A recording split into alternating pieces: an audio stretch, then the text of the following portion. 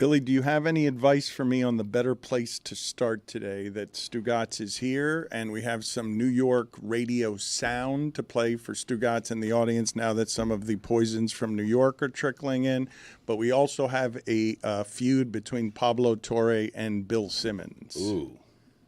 I mean, is this his thing now, Pablo, just feuding with people for attention? Jeez Louise. Nick Wright earlier. It's Nick Wright 1 minute. It's Bill Belichick's girlfriend another minute. It's Bill Simmons. I mean, I only got a minor in journalism, so I guess maybe to get the major, you miss like the classes on making yourself the center of every story and debating with your subjects. He is going up though; it's elevating. Right now, he's at Bill Simmons, like mogul of the industry. What's now, next? How much higher can he go? Us. Well, he's already feuded with me. So right, so that's kind of already done. But you can end that real quick. I could. All of it. Yeah. I don't. Yeah. All your feuds. No. The Pablo situation. Well, Billy, what You're the is boss. Stugotz agreeing with? I don't know. All the feuds. You have me ending all of Pablo's feuds? Or I'm just saying, if Pablo feuds with you, I mean, you're the boss. You sign the checks. You could say, you know what? This feud is over. I don't sign the checks. Turn that faucet Who off. does? It's electronic at this point. I don't have anything to do with the checks. Like, you guys keep blaming me for the checks, and I'm not in charge of the money. Who do we blame for the checks then? Skipper. He's gone, Yeah, but though. he's Well, he's still here. What do you do, though? Whoa, what? I do What believe responsibility do you have? I do I believe have I can be found. What I'm doing right now, it's not the money. Oh, you cash him. I do cash them. I do cash some of the checks. Yes. So do you, though. I've cashed a few. So does everyone around here. Who is on the checks? Whose signature is actually on the checks? Because I get direct deposit. Yeah, so. me too. It's like a squiggly line for me. I can't see whose name it is. We I all, still have you, Dan, for some reason, going to the ATM, Same. depositing the I check. got to get it in before Cash. 5. That's how he likes to do it. I mean, With a burlap sack with a dollar sign on it. You know what's funny about this? This is what's funny about this. Just yesterday, because I knew it. No, listen to this. This is great. This was so Miami. I'm not kidding you when I tell you. I walk into the bank, okay, through the rain. And Why? it's a pretty harsh rain because I want cash. I want more cash than the ATM will give me. So In the rain? You needed it that bad? It was just before 5 o'clock. you requested more cash than the ATM had? I requested more cash than the ATM gives per day. Oh, I see. You have a limits? There are Good for you. limits, yes. This seems nefarious. I shouldn't have limits. What do you mean it's nefarious? Hiring Why- a hitman? What's Yeah, going what do on? you need all this cash I'm with you, though. for? Why is the bank limiting me? Hey, my money. I don't like any limits on my cash, and I enjoy giving my cash to whomever I like without any paperwork involved with the giving of that cash. I prefer to have it in my hand, old school Miami style. And what just happened at the bank yesterday that was funny is that I run in. Why are you holding your hand in front of me when we're doing? You like to give out We cash. offer cash. We're yeah. only doing audio, though. We're not Visual on video right now. You notice so he was you're making waving a I was before 'cause hoping he you would missed paint the that cue. picture you for were us. also waving at everyone You like used to paint like a pictures. prom queen because you don't know when we're on the air. This was a very Miami thing, though, yesterday. So I run inside through the rain, and the lightning strikes are so strong and crazy that people are gasping and running very quickly inside. The bank had been otherwise empty. Now there are a whole bunch of people running in. They give me my cash to take outside in a garbage bag. Wow. Power move. So that it won't get wet. Was it spilling over? How much cash? I needed a garbage bag. for my So that cash. it wouldn't get wet.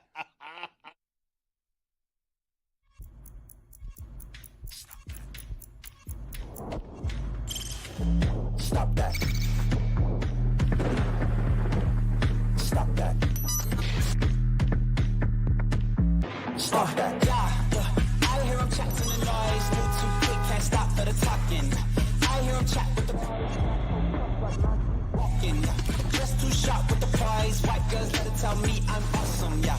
Hot like fire on the pan. If you wanna touch me, please use caution. Cold like 0 degrees. I'm out the cage, gotta let out the beast. Revolutionary, gotta let out the streets. Locked in a cage, I'ma let out the Let out the sheets. We came for one man, forget my peace. We take the west side, take on the east. I'ma put him in the cage, never let out the I hear him chat to the noise. Move too quick, can't stop for the talking.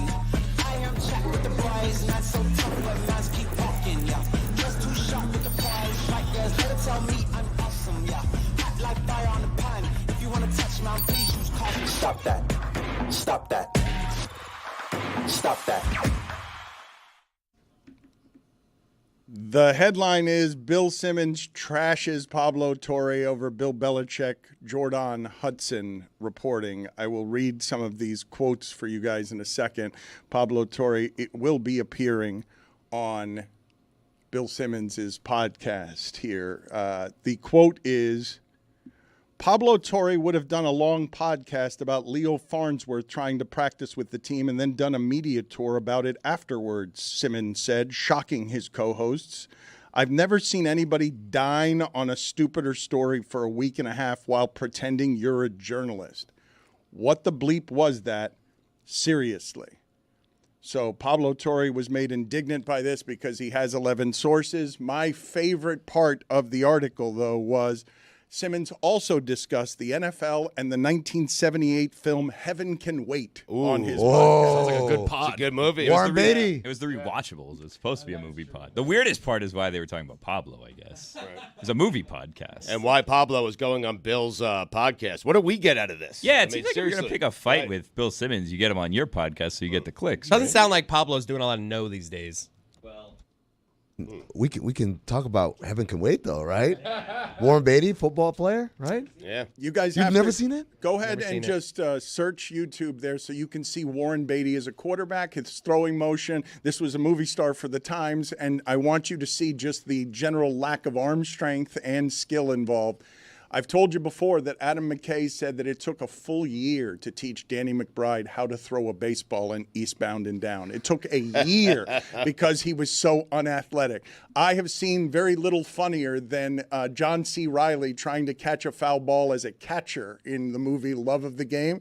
John C. Reilly cannot run and certainly cannot do whatever athleticism is required from going from the catcher's position to running backwards, flipping Popping off up your the mask. mask. Oh, In terms of difficult things that people don't know how difficult they are, catching a foul ball as a catcher isn't the most difficult thing, but only because punt returning exists. Dan, did they take John C. Reilly to like catcher school where they're like, all right, here's you got to flip up the mask or your pop time.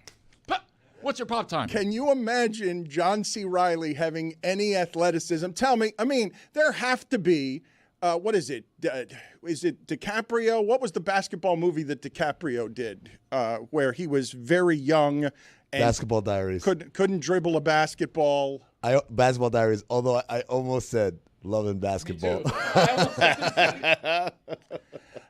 You have seen any number. We could open it up to the audience. Give me the least athletic thing that you have seen in the movies from an actor. Charlie Sheen and Kevin Costner have been celebrated for at least having a high school baseball ability to move around in a way that doesn't look ridiculous. But no, and Costner has done some stuff with golf where his swing doesn't look horrific, but most actors cannot recreate athleticism in a way that's realistic. Well, it's easy for Costner because at a base level, he looks like he could be a baseball player or a golfer. He does. So it's an easy role for him to I think fill. of him as shorter, though. Is he smaller? I don't think he's a short guy, but I got the one for you, and no one's going to beat me on this. Kevin Bacon, the air up there. Him dribbling a basketball. Michael J. Fox and Teen Wolf? Oh, that's a good one. That was believable. Kevin James was an MMA fighter in a movie. That's That's a right. great one. That's all right. Kevin Costner, 6'1", by the way. Wow. Yeah, he's a tall guy. Airbud? Sneaky tall. Put it on the poll at Le Batard Show. Is Kevin Costner sneaky tall at 6'1"? Let me get to what it is that I missed yesterday, and it's nice to see you, Stu Gotz, but you denied us yesterday the ability to really be a vibrant, forward-looking show. I wasn't on the schedule. Well, I think that you probably negotiated being out after bad Knicks losses. I thought that was part of your negotiations. Someone told you? Somebody mentioned that there were some addendums in your contract after Jets losses and Knicks losses. But thankfully, We have a number of New York gas bags at our disposal who was saying all sorts of things yesterday, and perhaps you will take us on a path how it is that it felt to see not just Indiana win, but Indiana then did, the thing that is the most fun in these 3 days for a fan base before you get to the finals, which is Indiana just trolled New York and its fans on social media for the last couple of days. Just the organization itself, Haliburton, all making fun of New York because winners get the last word. Yeah, Haliburton got Stiller with a good one because Stiller was like, oh, that duffel bag because he's flying back to New York. And Haliburton said, now we're just trying to pack y'all up, which is pretty hard. But also, it would have been cool if he said it before the game. Yeah. Like, to wait till after the result. That's kind of the Pacers themselves as an organization were making fun of Knicks fans. But let's just get some sound here. We've got Gio here, and Stugotz, you know what this is. After that Knicks loss, WFAN is 20 shares all day because everyone is just screaming and yelling and blaming. Now, it's a weird thing because Amin is correct when he says this was a good Knicks team. Exceeded expectations, I would say. Exceeded the average expectations. Has to be considered a positive season, given that it's the best season in a quarter century for the Knicks franchise. The Knicks franchise does not win playoff series, does not win playoff games. That is a recent phenomenon. And so I'm sure New York radio hosts will be totally reasonable about this. Let's hear from Gio immediately after the single greatest Knicks season this century. Talking about Karl-Anthony Towns. And they went and they traded for him, and he's making $50 million a year, and at the core, he's a loser. That is their biggest problem. The guy is a loser. He's a losing player. He complains. He is soft. He shows you flashes where he's the best player on the court. Not enough. He doesn't play enough defense. He bitches and moans. He is, up until this point in his career, a loser. I mean, that's hard to argue with. It is. It's well done by Gio. You have to stay on the front end before you call a guy a loser that he's making $50 million per year. So okay, this is not fair commentary to call Karl-Anthony Towns a loser. I don't know how both of you are like, that's fair. He didn't win. I mean, what has he won? Yeah. Right. He's probably won more games in his career than he's lost. Oh, those Minnesota years were really bad. Some lean years, man. Lean years. Lean College cuisine. and pro, you believe this is a player that has lost more than he has won? Wait, now we're extending it to college? And he only played 1 year of college. High school, too, Dan. He was probably undefeated in high school. You're right. Elementary. I mean, he was okay. crazy. I would just argue there's little gymnastics being done there. That is just like you can't argue with that. He's lost. You can argue with calling a human being a loser who's top 1% of the top 1% in a very competitive field at making money. You can argue with that, yes. You can't. It's not Gio did not close down the argument with a truth we can all agree with by saying the factual statement, Karl-Anthony Towns is a loser. Record for a career, 317 and 328. Loser. Dan, who did you call a loser the other day? You called a That loser. college year gets him over the top Let me because take a they look. were Let me more take than a look. 11 games over 500 at Kentucky. 32-0. They were more than 11 games over 500 in Kentucky. That's why I included the college years. He's over 500. Heady play. Thank you. Also, greatest shooting big man I've ever seen. Oh. You know, Mike Conley lost more home games in his first week in the NBA than he did his entire life before that, including high school, AAU, college, everything. He lost something like 4 games at home. And lost 5 games in a week? Yeah. With the Grizzlies when he was a rookie. Damn it, they were 38-1. That was a good team. It's a good team. They win a natty? No, that was a 1. Loser. Loser, yeah. Speaking of losers, the Rockies beat the Marlins yesterday to be the last team to get to 10 wins. How? Terrible. Speaking of losers, the Rockies had, in their last 31 games on the road, won 3 of them. Not how, more like who was there to see it. Oh, that's a good point. There was nobody there. That was a rainy day. It was a bad rainstorm. Mm-hmm. You were mentioning it. There was people gasping in banks of the lightning. Gasping at this picture. Garbage bags. This is full of during the money being national handed anthem. out. There was a good 4 or 5 minutes before first pitch. This is a misleading So you photo. had how many people jumping in There were before? 5,000 people there. The concession stands look packed, though. That's the thing. Is this park good concession stands? You want to, hang out. Probably checking out the bobblehead museum. That's a thing. Did anyone get the alligator hot dog? Y'all done that? What? They got an alligator hot dog At Marlins Park? Yeah. Really? The gator dog. Gator dogs. Yeah. Huh? I'll try it. Yeah. Put it on the poll at Le Batard Show. Would you like to eat a hot dog made out of alligator at Le Batard Show? I know people say alligator tastes like chicken. Put that on the poll as well. That's just a thing that you say, though, to get people to eat it. Hey, it tastes like chicken. It doesn't taste like chicken. If it tastes like chicken, I'd eat it. It does kind of taste like chicken. It's like a mix between chicken and calamari is where gator lives. It tastes like a chicken that's been swimming. That's the best way I could put it. Put it on the poll at Le Batard Show. Does gator taste like a chicken that's been swimming? When you say that, though, when you say that it's a mix that includes calamari, all of a sudden you're making the texture gamey in a way that even if it tastes like chicken, I am going to be reminded I'm eating alligator, and now my thoughts are getting in the way of my taste. Why would your thoughts get in the way? I want to be present with my thoughts. When I eat alligator, the first thing I do before I take the first bite, I was like, yeah, you thought you were top of the food chain. Guess again. And then I take that big bite, and I want to savor like this guy thinks he's the apex predator. Guess what, buddy? A little bit higher than you. There's an apex over the apex. It's called man. But when you think of the animal you're eating, it ruins the experience a bit, right? When I think of a turkey and I'm eating a turkey sandwich, I think of the poor turkey, and it ruins my experience. I think of turkeys are very aggressive, asshole-type birds. Yep. I'm like, oh, you thought you were just a big bully on the block? Guess what? Now you're my sandwich. What's the animal you feel the most guilty about eating? None. I mean, it's kind of evolution. Lamb for me. Yeah. Lamb, are you kidding me? That was delicious. This is what I think about when I eat lamb. It's like, oh, you thought your mommy was going to protect you and everything. Like, guess again. Gotcha.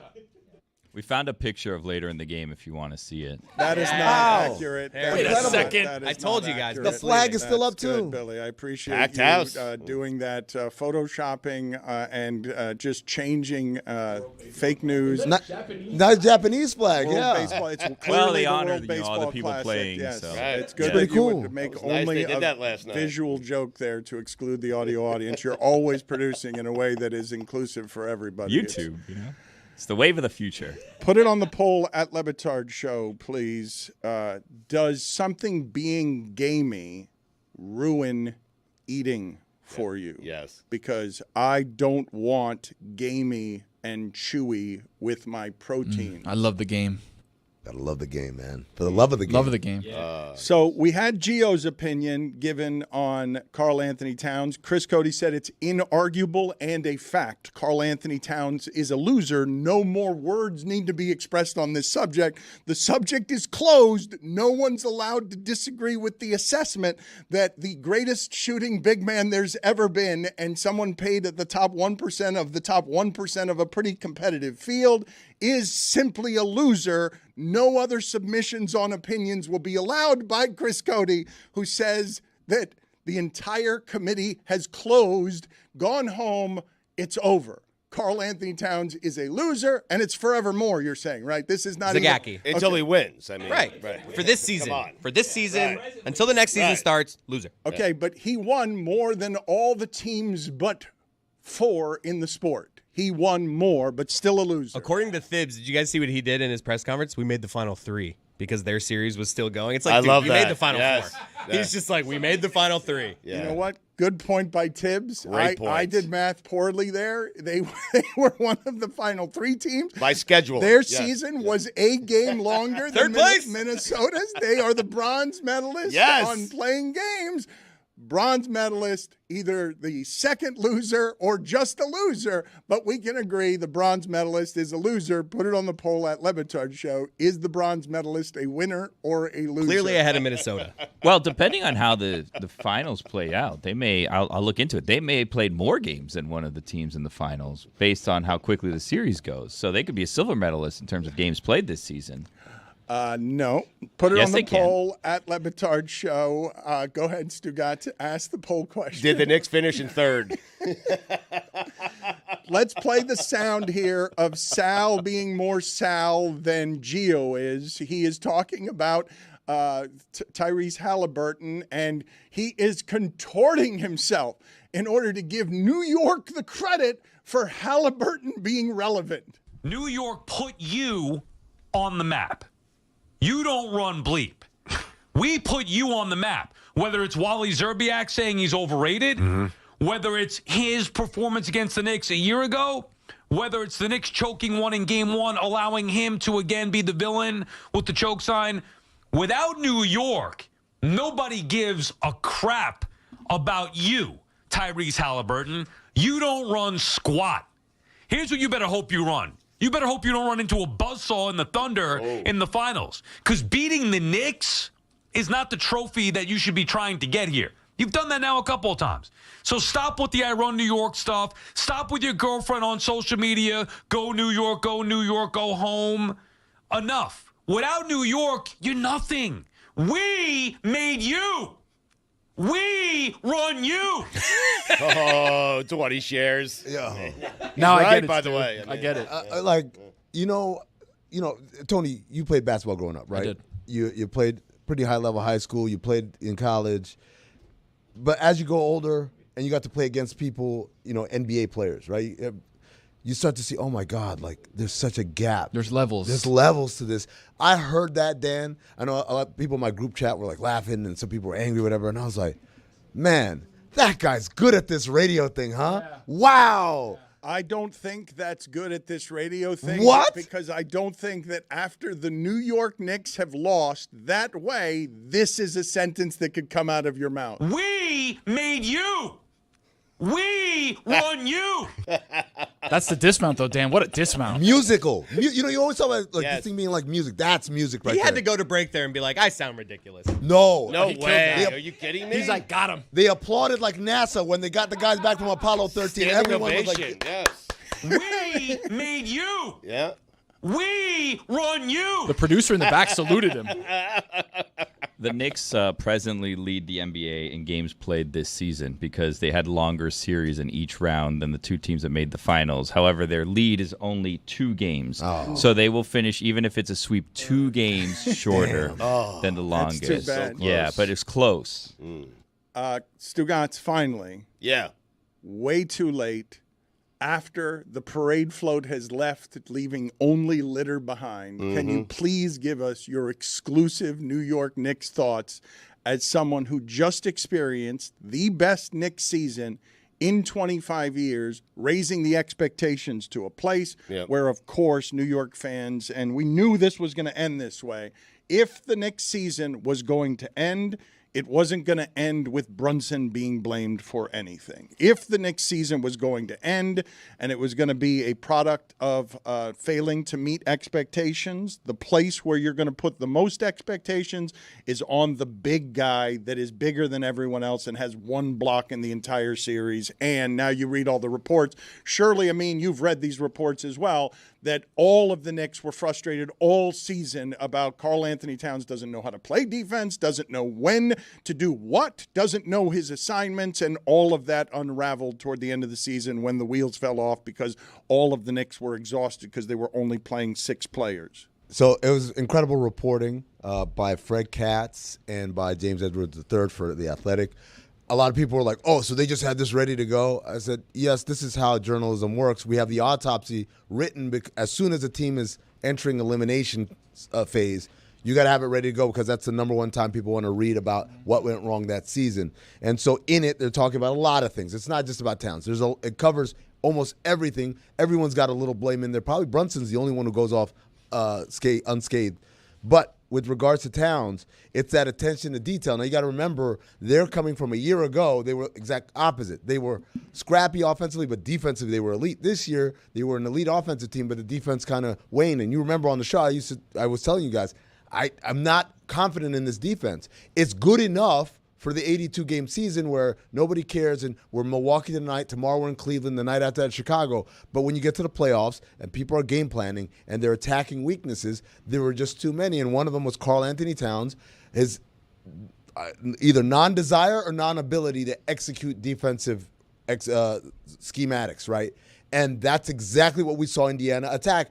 If you think about Game 6, that run in the fourth quarter where they started blowing wide open, what was it? It was Tyrese Haliburton, high pick and roll, Cat is sagging in the paint, and Tyrese's like, okay, I'm just going to go and hit this floater that I'm excellent at. And he did it again and again and again. Those floaters, though, God almighty, they're just killers. Backbreakers. Those floaters. He hit 3 straight floaters, and each of them was like, that's got to bounce off the rim. Like, that shouldn't go in clean.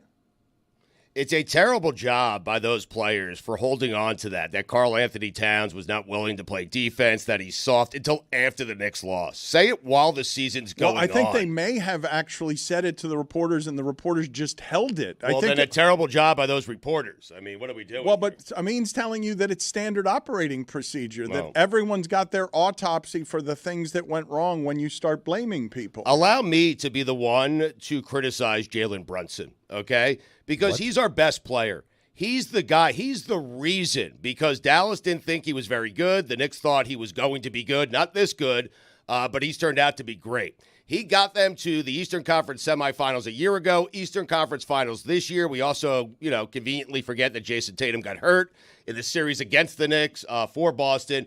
But Jalen Brunson is the leader of that team. He is the leader. Jalen Brunson, how about you work on your defense? Because when they see the leader, because he's a defensive liability for that team, when the rest of the team sees the guy who's the leader, who's never going to be criticized, working hard to improve his defensive game, the rest of them will fall in line. This is on Jalen Brunson. You can blame Karl-Anthony Towns all you want. Jalen Brunson is their best player. If he wins, he gets all the credit. And when they lose, he deserves at least a portion of the blame. Let me ask you this, Amin, because I remember the most common criticism of Shaquille O'Neal was some form of work on your free throws. And all I would see Shaquille O'Neal doing was working on his free throws. It's not that he didn't care about his free throws, it's that he wasn't good at it. When Stugotz demands Karl-Anthony Towns and Jalen Brunson be better at defense, I don't think they can be. I don't think they know how to be. I don't think that they have the footwork and speed and quickness and size, both of them, to be what they have to be on defense. I think they're limited there, and no amount of will make them better at defense. Do I have it wrong? So, first of all, for Shaq, you're absolutely right. Obviously, I was with him for a year and a half in Phoenix, and he shot something like 80 to 85% in the practice court. And it's not just that he made them; his form looked different. So his whatever anxiety he felt at the free throw line was so crippling that it changed his form. It made him look like he was just kind of shot putting it. When he's on the practice court, he's shooting jump shots. He's pulling up off the dribble. He's mimicking other players. It was pretty intense to watch, to see someone go from so confident to just something completely different in game scenario. But to answer your question, I disagree. I do think so. For Brunson, there is a physical element. He's small, so there's only so much he can do. He was one of the league leaders, I believe, in charges taken, so that's good. He's good in that sense. But I think like he can do more if he's doing less offensively, because that's the other part of it. It's like he has to carry so much of the offensive burden. All we did was praise how great he was in fourth quarters and clutch time. That energy comes from somewhere, and he's borrowing from a defense reservoir probably, right? As far as Towns goes, I don't see anything physically preventing him from being a good defensive player. It's literally just mental focus, right? What we're talking about is, like, for instance, those Haliburton floaters. You know what he wants to do. Right. You got to go up and greet him up there. You got to meet him at the screen level, and you can't sag. You can't play that drop coverage. You know this. You know what the defensive game plan is.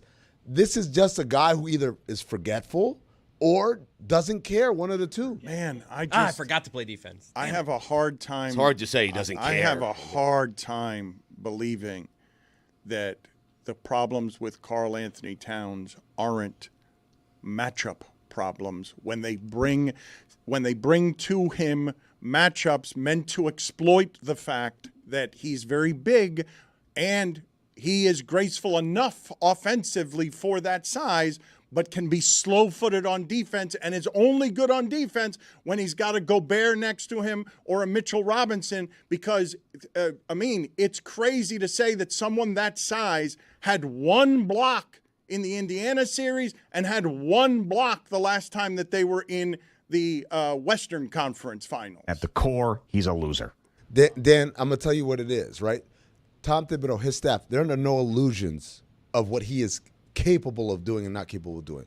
So they design the defensive schemes to take that into account. It's not like, hey, you got to switch on to Haliburton and guard him like you're Evan Mobley. They know he's not that. They know he can't do that. But they do have schemes that they want to do. Now, this is what coaches always say. We're going to draw up the scheme. You do it this way. If it does not work, that's our bad. If you execute the way we told you to do it and we still get beat, we're still getting scored on, that's our bad, right? We got to go back to the drawing board and figure out something else. But if you never do the scheme that we told you to do, how can we ever know? And it sounds like from the reporting, he wasn't doing the schemes. Okay, but let's do it this way, okay? Because you can make the arguments that this is a person that is mentally deficient on defense. They will have more information than us on that. I can say resolutely and flatly, can I not? Karl-Anthony Towns is not a good rim protector. Yes or no? You agree with that or you disagree? Karl-Anthony Towns is not a rim protector. I agree. He wasn't this season, no. Yes or no? He's a good rim protector. Yes or no? Not this season, no. He said no. The Panthers not trying to capture Lord Stanley's Cup starting tomorrow. Why are we talking about Cat and his rim protecting ability? Jeez Louise. He is, up until this point in his career, a loser. I have in front of me, there is only one player in the entire league to win a game in the conference finals last year and win multiple conference finals games this year. His name is Karl-Anthony Towns. Huh. It's the only player in the sport. Loser. A loser. How many Larry O'Briens does he have, though? 0. I don't believe that rim protecting of Karl-Anthony Towns is something that he's deficient at because he doesn't care about being good at it. A loser. Do you understand how insulting it is to say that of somebody? Do you understand how little it regards what athletes have to do when someone's not good at something and you say, well, they don't care enough to be great at it? Dan, I'm not using a blanket statement here because he wasn't good at it as ipso facto he doesn't care. I'm telling you, based on the reporting, his own teammates felt like he didn't care. And that's different, right? That's a very different thing. We're not doing sports talk radio just calling him, oh, he doesn't care or whatever. We're going off of very good reporting from very good reporters who are tapped into that team. And when we read that and we know that, like, this is how they feel about him internally, that's where we're the launching point for all of this is. He's a loser. Dan, what do you do with the fact when a guy has all the physical traits, all the physical ability to be a good defender at the rim, and yet he's not? What do you do with that? What do you do with Shaq being good at free throws in practice, and then he gets in front of the game and he's not good at free throws? Like, Karl-Anthony Towns has never been regarded by anybody as a good defensive player, and it just is wildly insulting to assume that that's so simply because someone doesn't care enough about being a professional. Loser. Dan, I made them win the count. He didn't. Yes, I did. There was a Detroit series where he didn't make any of the ones that needed to count. There was a Detroit series where I did. You forgot about that one.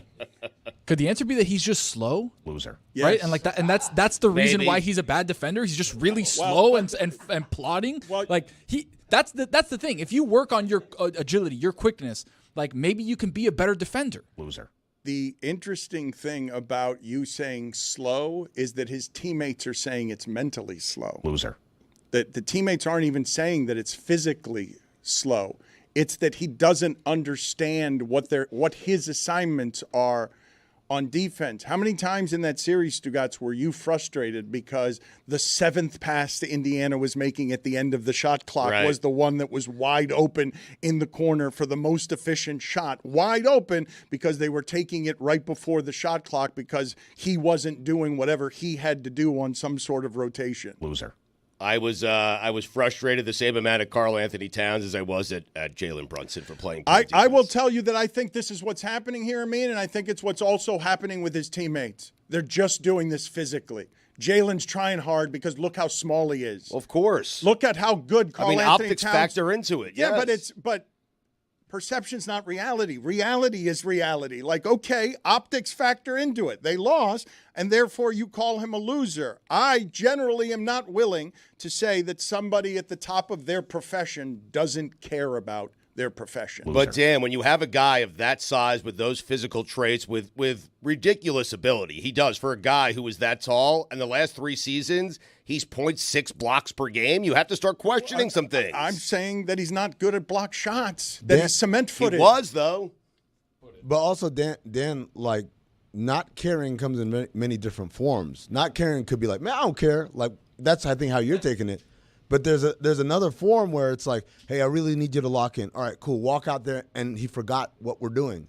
Like, that's a level of not caring. It's not a dismissive not caring. It's not like he doesn't feel remorse for it, but it's still a level of you didn't care enough to execute. I would argue at this point, if you're having trouble with the playbook, it might not be caring. It might be some sort of mental deficiencies that make for difficulty with what the playbook is. Like, and perhaps that is also insulting, but I'm simply... Yeah, would you rather be told you don't care or you're dumb? I mean... I'd rather be told I don't care. If I'm dumb but I do care and I'm trying, then, there's that. There is that with you. I mean, your thoughts here on which one's more insulting, because I do believe we can just have the assessment. It's allowed. He's not good at this. Loser. I would definitely not want anyone to question my mental ability to do anything. I would rather you think that I'm just lazy or I don't care or I'm dismissive 1,000,000 times before I have anyone call me a dumbass out there. Put it on the poll at Le Batard Show. Which would bother you more? People thinking you're lazy or people thinking you're dumb? I get both, so. Turns out Shaq won 4 NBA titles. Not a loser. Not a loser. Not a loser. It doesn't matter about his free throws. 3 straight, I think. 4-time Made champion. him when they count. You said that Karl-Anthony Towns is a loser. I skated in with the math, and from my math friends, he's slightly over 500 since his college career. What do you imagine the Knicks record is over the last 25 years? Is Karl-Anthony Towns the loser, or is the organization the loser? Do you think the Knicks have won more than they've lost the last 25 years? The funny thing about this entire conversation, he's 6 wins away from being the savior. I mean, ridiculous. I understand why we call athletes losers. In no walk of life or occupation does the way that man is measured end up with any other person of comparable skills being called a loser. Knicks are 869 and 1139 between June 3rd, 2000 and June 3rd, 2025. They run Haliburton. Losers. New York runs Haliburton. From watching the next round, Watch. New York is running Tyrese Haliburton. Sal is right about that, though, right? Loser. We don't talk about Haliburton when he's playing the Bucks. We don't talk about Haliburton except when he plays the Knicks every year in the playoffs. We made Haliburton. I have said before Good job by Sal. that New York, when it comes to the math of things, is always time-squaring everyone's importance, including the failed realtor that's now president of the United States. Because when you're a fraud there, you can be a fraud anywhere. We made you. We run you. Such a great dismount, man. I don't know. it? It's a what? Play it again. We made you. We run you. It's that rhythm. Yeah. It does have song in it. It does have the quintessential New York arrogance that you want. It just doesn't allow for the fact that your season is over. We made you. We run you. Their season being over is what made him in. Yeah. Did he have like 2 seconds left on the clock? And he's like, we run you. And then he's like, shit, I got 2 more seconds, so I got to say something else. It just felt forced. Like Quick on his feet, though. You dismounted, and then you did something else. We made you. Oh, shit, 2 seconds left. We run you. We've all been there, though. It's so good, though, in how empty it is. We made you. We run you. 4-2, they lost. After he's eliminated you, We made you. We run you. the Pacers are one of the great underdogs to ever make the finals. The Pacers would be, if they won the championship, the single most surprising team to ever win the championship in that sport. Ever. No, not ever. 75 Warriors. Ooh.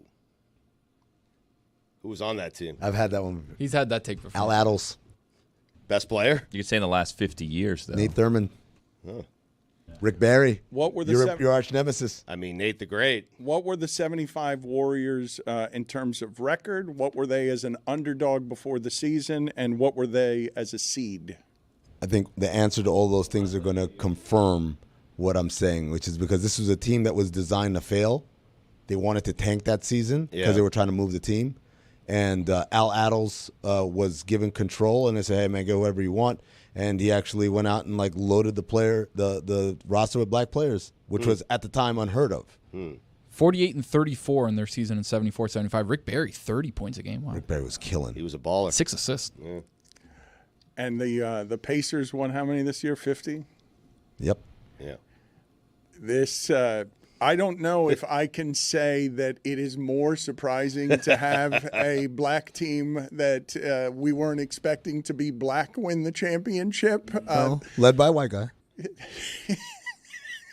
Yeah, but you just said something about the 75 Warriors that suggested that when they were white, nobody expected anything from them, and then they became a black team led by Rick Barry, they won the championship. No, what I said was not what he said. What I said was the team was designed to fail because they were trying to move the team, and so they told Al Attles, get whoever you want, and so he got a bunch of black players, and they're like, yeah, whatever, knock yourself out. And that's the idea was this is going according to plan. This was a team that was planning to tank the season. So before you asked me, what were there before the season, what before the finals, all that stuff. Though throughout the whole way, everyone was like, this team is going to fail. Even as they got to the finals, they're playing the Bullets, and everyone said, okay, that was a nice little Cinderella run you guys did, but you're going to get your ass beat now. And what did they end up doing, Tony? Sweep. Yeah. They swept them.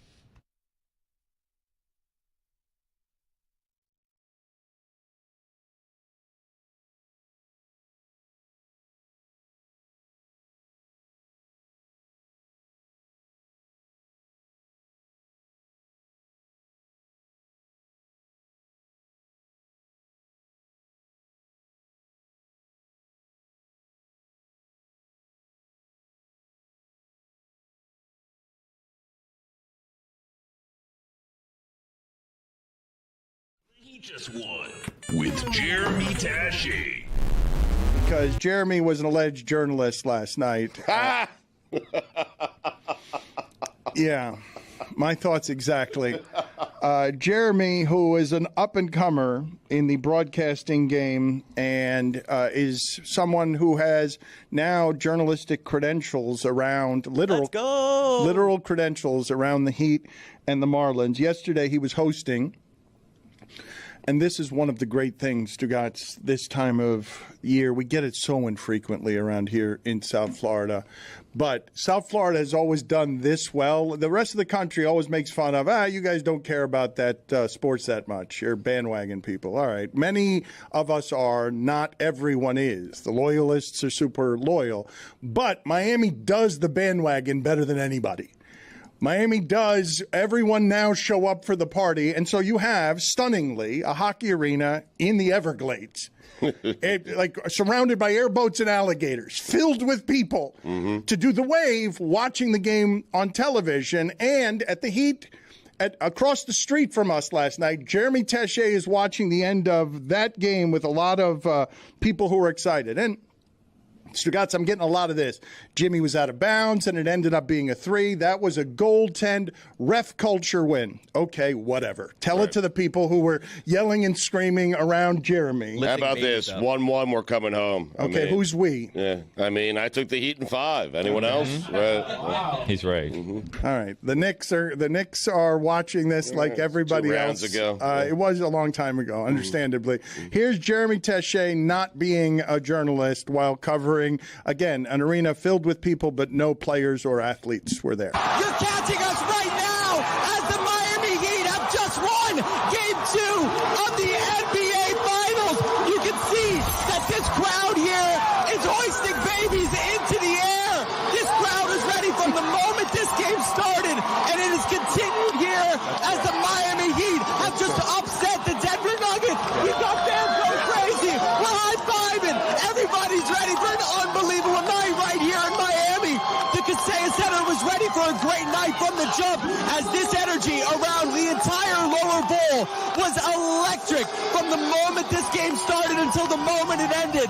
As we pan out to the rest of the crowd, you can see the entire lower bowl going absolutely crazy to end this game. The Miami Heat have just won it as Jamal Murray's shot has not gone in. I cannot believe what I've witnessed around me. There were moments in the fourth quarter where I couldn't hear myself think. I don't even know if you can hear me on the microphone.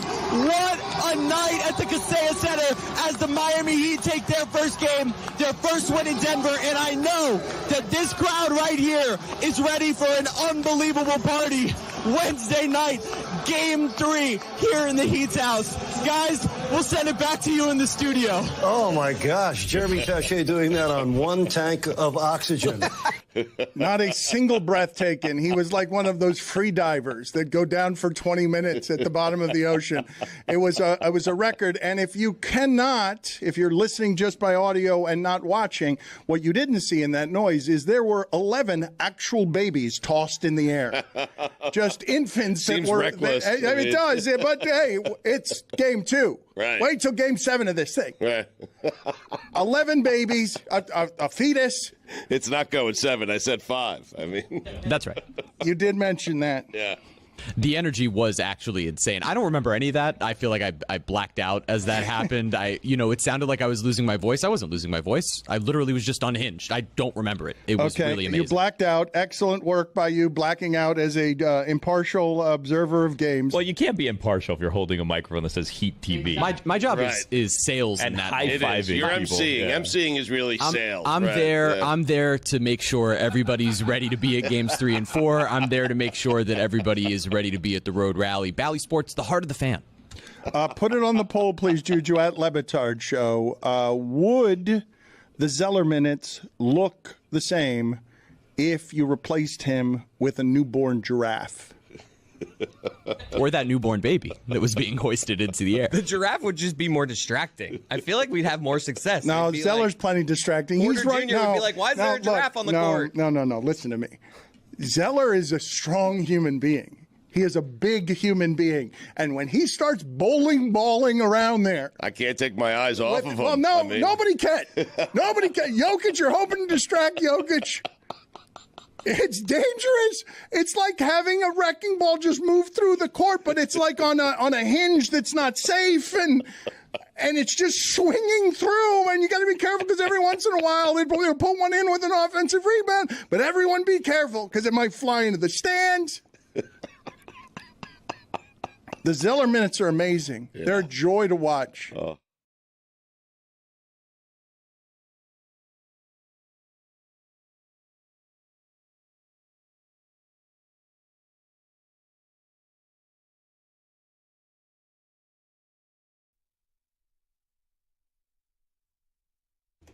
This episode is presented by DraftKings. DraftKings, the crown is yours. So, Stugotz, we'll let this go after this, and we will get to Stugotz's weekend observations in a second. But Carl Banks, do any people in the shipping container know who Carl Banks is or why the name Carl Banks is an important one? Of course. Cousin of Fresh Prince Will Smith.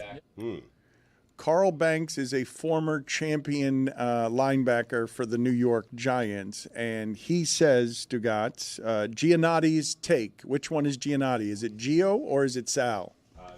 Gio is ripping cat. Giannotti? Yeah. You think he calls himself guess, Sal? yeah, which one would you I don't know whether it's Sal Giannotti or Gio Giannotti. It's a fair question, Dan. I'm with you. Look, those New York gas bags who get mad, I've been listening to them for 30 years on that platform. They all run together. They're all named Giannotti. Carton Giannotti. Right. Stugotz Giannotti. They're all Giannotti. Sid Giannotti. Mad Dog Giannotti. They're all felons. They're all Pope Giannotti. They're all Whoa, people whose opinions you cannot trust. And Carl Banks says of Giannotti, quote, "This is genuinely pathetic. Calling a man you've never met a loser says more about you than it ever could about him. I've known Cat and his family since he was a kid. Bona fide. There's absolutely nothing about him that resembles a loser. Try being a better human instead of broadcasting this ignorant shit." Loser. Gio's response is, you still owe me $50 from an appearance I made in Pittsburgh on your show. Attaboy. That is sports radio, In 2010. In 2010, Gio says you owe me $50 from an appearance I made 15 years ago. Better come back. That one or Greg Doyle, you can read about it tomorrow. Forgive me, I've got it wrong. It was $500, not $50. Say $50 is cheap. Yeah. My fault. 500 is pretty good for 2010. That's nice. 2010. That's Carl Nice Banks. now. Carl Banks was paying pretty well, I would say. During that, I don't know why he would be. Why would Banks be paying? I don't know. Did he run a radio station? I don't know. I don't know why Gio is accusing Banks of owing him $500. Perhaps he thinks his last name is literal on Banks.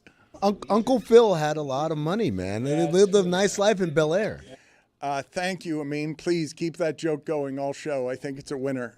The thing that's happening in the kitchen right now. Not unusual. The thing that's happening in the kitchen right now is both upsetting to me and insulting to Billy. Billy yesterday, as an act of kindness, brought in Pastelitos. He was accused yesterday of just bringing over leftovers from a weekend party at his house. Looks like 2 have been eaten. And he's eaten them both. They're still there from yesterday. Yeah. Los Pastelitos. Wait, that's yesterday's food? Just the Pastelitos. Some are saying it's actually from Sunday, but Somehow the sandwiches look like they're yesterday's. Sandwiches were put there today, and they have been eaten by the Wolverines who live here.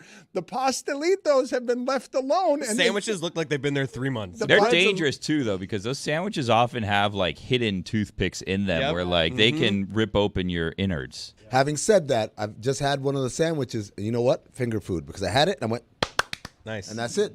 I'm clean. That can't be a finger food. It's a sandwich. It's a finger food. When they cut it up into quarters, A sandwich like that, quarter can be a finger it food. becomes a finger food. If it was a full sandwich, no. Put it on the poll. Is a full sandwich a finger food? Because that was a full sandwich, and they've just been cut up in pieces. Again, we're getting off point.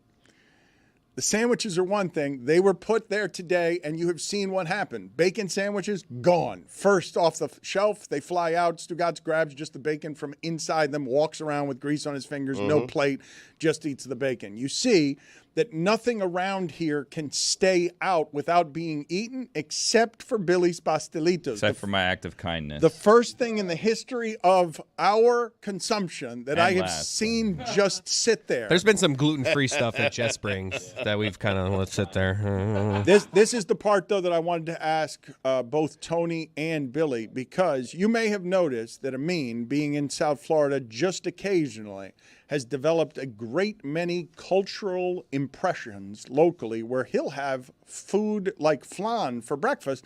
And I don't know Cubans who will have flan for breakfast because that's a dessert, but Amin has absorbed the local culinary treats. I'm offended, man. You think flan is just yours, man? Flan is a global phenomenon. When I grew up in Sudan, it was called creme caramel.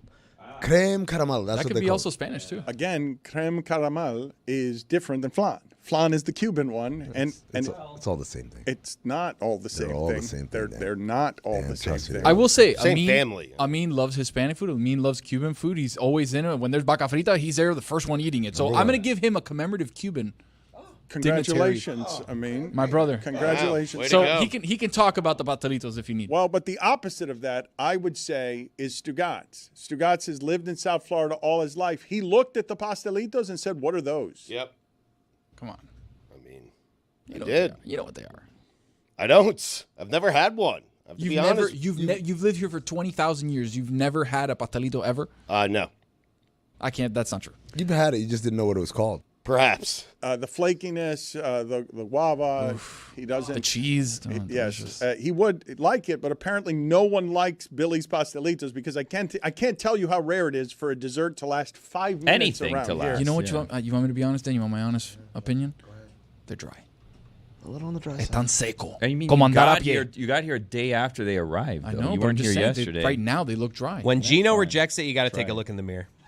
And they arrived the day after they were made. I Which took are a look also in the dry. mirror, and I'm proclaiming right now, I'm never doing anything nice for this office again. Like The bakery I'm you got not. him from. Look, The bakery I- you got him from. Is that a usual place for you, or is that something that you were like, oh, I'm kind of Don't close, worry I'll just about get where it? I got it. They're never going to be in this office again. Neither will a kind I gesture haven't for me. tasted them. I'm telling you right now. Look, I would not describe myself as overly nice. I would also not describe myself as overly mean. I would describe myself in this office setting as quiet, and I somewhat keep to myself. I have my little groups. I go and I talk in my groups. I come in, I do my job, and I go home. But I will say this. I could create a lot more problems in this office based on my stature here than I do. Right. And if my kindness is going to be rewarded with not eating my kindness, then we may start experimenting with how far I can start pushing things here in this Problems office. are coming. I'm just saying. I tried. And I view this as an act of war by everyone. I was told by someone this morning with a straight face, while Dan was out there trying to stir things up, saying, "Look, no one's eating your pastelitos, he," and he was trying to rub it in my face and get me angry with my coworkers. I was told by someone while they were almost mid-bite eating something else that the reason that they could not eat my pastelito is because they were on a diet. Mid-bite, eating something else. Chris was there. He witnessed this conversation. Oh, I saw I was that. told, I can't eat this. I'm on a She diet. was eating deviled eggs. I saw her. I didn't say. I think who was. wouldn't we all agree was. that that's healthier than A deviled egg. pastelito? I'm just saying. It's a healthier option. Yeah. It was a soft I'm quiet. boiled I egg. keep on my best behavior. But if people are going to be agitating me and poking the bear, I can make messes. So just say- there are people here that make messes So behind the scenes. They come on here and they do their thing, and then behind the scenes they go and they throw their weight around. That's not me, friends. I come in and I keep to myself. I punch in, I punch out. Then I walk across the street in the rain to the parking spot that I got across the street, which we don't have to talk about, while I play human Frogger every day, trying not to get hit by a car. Sometimes wondering if I do. I mean, Bird's going to have to pay for that one. But if I bring you pastelitos... Wait, so I can't politely decline because of a diet? No. Don't lie to my face and tell me you're on a diet while you're scarfing down a bunch of other shit. What? This is Well, what I mean, you on a eggs. diet is not believable. This is what happened yesterday, and it's the truth. Billy put the pastelitos down, and Chris tried to soothe Billy by saying, among other things, it's a Monday. Generally, people are dieting on Monday. The pastelitos, the dry pastelitos, would have been eaten if it had not been Monday. Thursday or Friday, though, smack. Anything goes. And by the way, Ethan, cut that shit out trying to now give me pity pastelito. You know what? They're going in the trash. This is done. Oh, wow. Whoa. Oh, no. Get him. Don't throw them away. Get him Wait now. a second. Billy, that was one. Tony hasn't tried one. Get him now. I'm on a fast. Get him now, guys. I tried, Dan. No more. He's still in here. All right. Now he's going. My response to people on a Monday are dieting was not when there's good food available. Monday Which is fair. is never a problem. I have never seen anything in our history just not consumed in any way.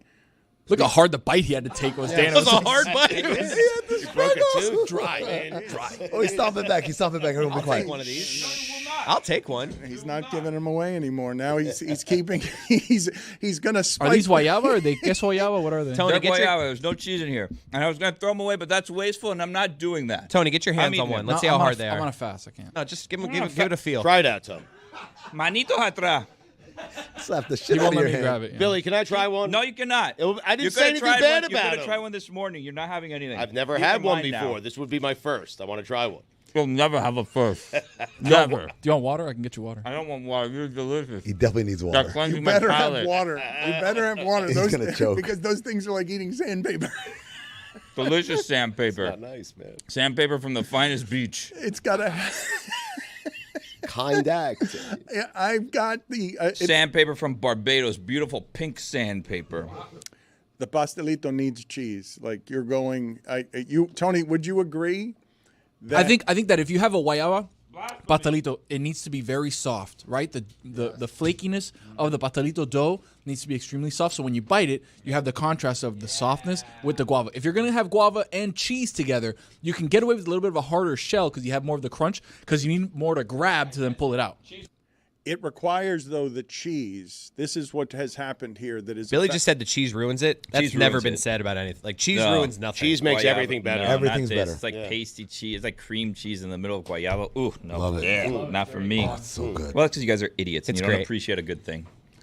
That may be so. I will say, though, that when you make the gift from yesterday's party something that stands in the kitchen for 2 days and gets drier, if that doesn't also have cheese, I'm like, this is the cheapest bakery thing there can be. As Not in this economy, friends. Oof. That's why I asked, what bakery did you get it from? It was like a local spot? Is it somewhere that you go? I have told you guys before that I have seen the carnivores and the Wolverines around here. They leave with Pastelito flakes in their pockets when the Pastelitos are good. Fresh. Something was deemed cardboard here. Something was deemed basically... Yeah, the hearts of all these assholes I work with. That's what's cardboard. Try to be nice. Share with you a moment in time, something from my child's birthday the day before. Yes, it was recycled. You had No, leftovers save that you just wanted to dump on us. Come on. Like, what are we doing here? it. I could have dumped them on my wife's coworkers. I'm telling you right now. She dumped something else on the coworkers. She brought something to They- the rest No. of those. She has a pastelito de carne. She had No. bocaditos. They got the good and ones? Those bocaditos, evil. Falsehoods. No, those that ended up not even making it to the office. That was a plan. But then they're like, you know what? Those are staying with us. Yeah, exactly. Those stayed home. This is what happened. I go to the thrift store. I grab my receipt for the things that I've bought to Goodwill. And those were things that I was otherwise going to discard. And now I'm getting a tax deduction on something that looks like charity. Billy might as well have brought those in the garbage bag from the garbage can that was behind his house after the party. I think we all had the same reaction. You've never been to a thrift store. I mean, No, I've been. I go to the Salvation Army all the time. Do with you? Things, yes. Why would I lie? Tax about write-off. it? Tax the write-off, time. Stu. You asked for a receipt. They're asking, I you want a do. receipt? I'm like, no, I Take just a want to be selfie next kind. time. Here, this is charity. Okay. Salvation Army every week. Again, though, it feels like an act of generosity. All I'm doing is getting things out of my house. Oh, Billy, the question is, did the lady at the bakery No call more you mi amor questions. or more no? questions. Don't talk to me. Time now for Stugotz's weekend observations. It is time for Stugotz to share his game notes. No one in the media will tell you what happened better than my boy Stu. I struggle throwing things away, man. I do. I don't like partying with things from my childhood or my past. I'm a hoarder. You throw things away? I do. Interesting. Anyway, weekend observations brought to you by Miller Lite. Dan, it was once bigger than Oprah, the biggest podcast in the world. But after Project came up and took precedence, it got lost in the shuffle. But Dan, a fire has been lit deep inside of me, and this underdog is ready to rise. Because, Dano, I brought it back. And just like that, make no mistake about it, the Stupidity podcast feed is still alive and back. Nice. I had no idea where it was. Yeah. I got a notification. I the had other to day. dig around. I had to find it. And Stugotz, found not it. to interrupt you, but it's kind of like in the movies where you get like on the radar, they think every ship has been destroyed, and on the radar you get the boop, boop. Like, what's that? It's Stupidity. it never died. The SS Stupidity is still alive. It was at the bottom of the depth of the ocean. It's on its way back up. Like, comment, subscribe, unsubscribe, resubscribe. That's how you made us bigger than Oprah. Do it again. New York Knicks, the rare team that was built to beat the Celtics, but not win a championship. They were built to beat the Celtics and no one else. They really hadn't accounted for the architectural flaw of what if the team ahead of you isn't the Celtics? What if you don't meet them in the Eastern Conference Finals? Worldwide West is going over to Leon Rose and saying, we didn't think of this. We had it figured out for the Celtics. Why didn't we do it for the Pacers? It's like there's something about Mary where it's like 5-minute abs. He's like, that's great until someone comes out with 4-minute abs. No. It's 5-minute abs. New York added Mikal Bridges and Karl-Anthony Towns just to lose to the same Pacers team. What are we doing? When Thomas Bryant is out playing your superstar, you know what you do? You call your superstar a loser. That's exactly right. You know. Yeah. You also pack it up. Season's over. That was funny to watch Thomas Bryant at the center of all special Where'd he come things. from? He was more active in that series on defense than Karl-Anthony Towns was. The Thomas Bryant minutes. Yes. Cat, not a winning player. In fact, the Julius Randle, Karl-Anthony Towns trade, the rare trade that went from a win-win to a lose-lose. I'd like to put in front of the group the person in sports that most deserves this loser label that so many people are willing to give if somebody has expectations that come with winning and then they lose. It's got to be Cat or Durant. Loser.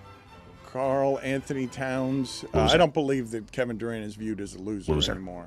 That's not. I don't think that's a real thing. Has it ever been a thing? Do you guys have any nominees for this? Like somebody who is just considered a loser? Like career loser? No, but just it can't be just loses. It has to be you have expectations for that person because of their gifts. Like Ben Simmons would be somebody who would get this. Jerry West went to the finals 9 times, only won once. Mike Trout. He's the logo. Mike Trout's. He shouldn't be the logo. It should be Jordan, but Jerry West is a good one. I don't think that people do loser on Mike Trout. They know he's great and plays for a bad team. Well, they're not doing it. They should. It's him and Ohtani. They couldn't do anything. Ohtani got away from 1 year later. Boom, champion. I mean, what is it? Loser. Yep. I've never felt older. Loser. Than somebody trying to explain to me what the pink drugs were that Stefon Diggs had on that boat. What were they? I don't know. Pop Rocks. Combined with, because now the Patriots are doing investigations and stuff, right? It's a That's whole. what you do. It's a whole thing. They kind of have to. You investigate. It's what you say. That You franchise. say that. When I see they're doing that, I'm like, that's good. They have they to should do be that. doing Back to work, by the way, running drills on Monday. They have to say they're doing it. Do they actually do it? They don't have to really do it. Just say that you're doing it. Just give the impression that we're It's like the Dolphins But, bully looking gate into thing. things. Have any of You you know? guys got an explanation? Please forgive my lack of intelligence when it comes to drugs. Are there theories being floated on exactly what that was? Because you would have to explain it to me. Drugs? In the Ronald McDonald? There were no drugs. Yeah, someone said. What are you talking about? So no one's going to help me with this. Okay, great. Thank No you. but. Never felt older. Thank you. Thank you, everybody. There. So you guys don't know what the Pop Rocks were or what combines with the It's Pop not Rocks Pop Rocks. to make it drug use? I call it the pink. Okay. Tussie? Ooh, 2C, fine. not stovetop.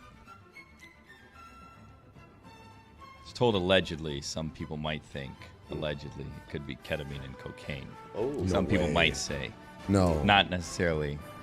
Was it Someone said confirmed? maybe. Was it confirmed that Elon Musk was indeed tripping on ketamine in the White House? And there is video of this, and also pissing himself because we've got drug addicts in the White House who can't control their bowels.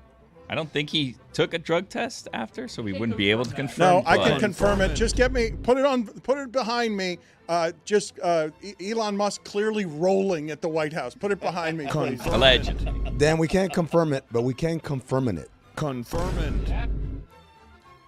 Hey, Dan, want to feel old? Mike Cameron's son is a brewer. What? Yeah, oh yes. Like father, like son. The Brew Crew. Mike Cameron. David Samson saying Bill Simmons is jealous of Pablo Torre for his Bill Belichick reporting. Ha! Close your eyes and picture this. There should be a superhero called Company Man. He carries a briefcase. Hey, David. Bill Simmons sold the Ringer for $250 million. In no world, and I mean none, would Bill Simmons ever be jealous of Pablo Torre. I'm just saying.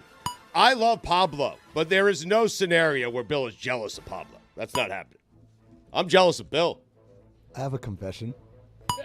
When you said Mike Cameron's son, for whatever reason, I thought of Kirk Cameron. Get And I was outta like, here. wow, Kirk Cameron has a son who plays baseball. All right. But why would we I feel don't- old, though? I don't know what you're doing there. But Kirk Cameron having a But he son. never played baseball. All right. I know, that's what makes it I weird. know. All right, you got it. Minor penalty, 2 minutes, stumbling.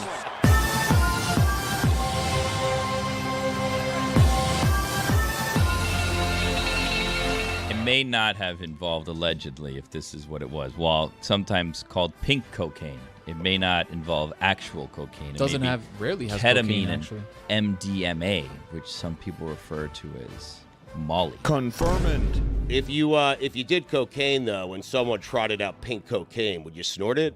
I mean, if you do My coke, coke yeah. needs to be white. If it's a bachelorette, yeah. I'd feel like someone, probably put something in it, You're right. It might be a gender reveal with a little cocaine. Yeah. Cocaine. Yeah. Loser. Pascal Siakam Loser. is what Heat fans think Bam Adebayo should be. Yeah. Woof. That hurts. Pascal Siakam looks like he's 54 years old. He does. A young 54. Texas Tech softball snapping a 37-game losing streak to Oklahoma. You know what that means, of course, right, Dan? I do not. They were due. Okay. The Red Raiders. Sooners. It turns out all Juan Soto needed was a healthy dose of the Colorado Rockies. Again, the Rockies won last night against the Marlins to get their 10th win of the season. I believe they are now 10-50. Scotty Scheffler. Chess. Rest of the world. Checkers. We're not talking enough about Scotty Scheffler, man. If he were black. Oh, boy. When both series end early, let's move up the games. There should have been hockey over the weekend. It is a dry spell here that's weird after the last. I don't like this sitting around. For the fan bases, it's needed. I needed a few days. Your tongue was heavy first game of first round. Yeah. Your father's holding up pretty well. It's because the Heat have been out of it. That is correct. Yeah. Right. He was happy about that. Yes. He roots for his schedule. Like, I text him before every game, and he's just, like, rooting for whatever gets him the easiest workload.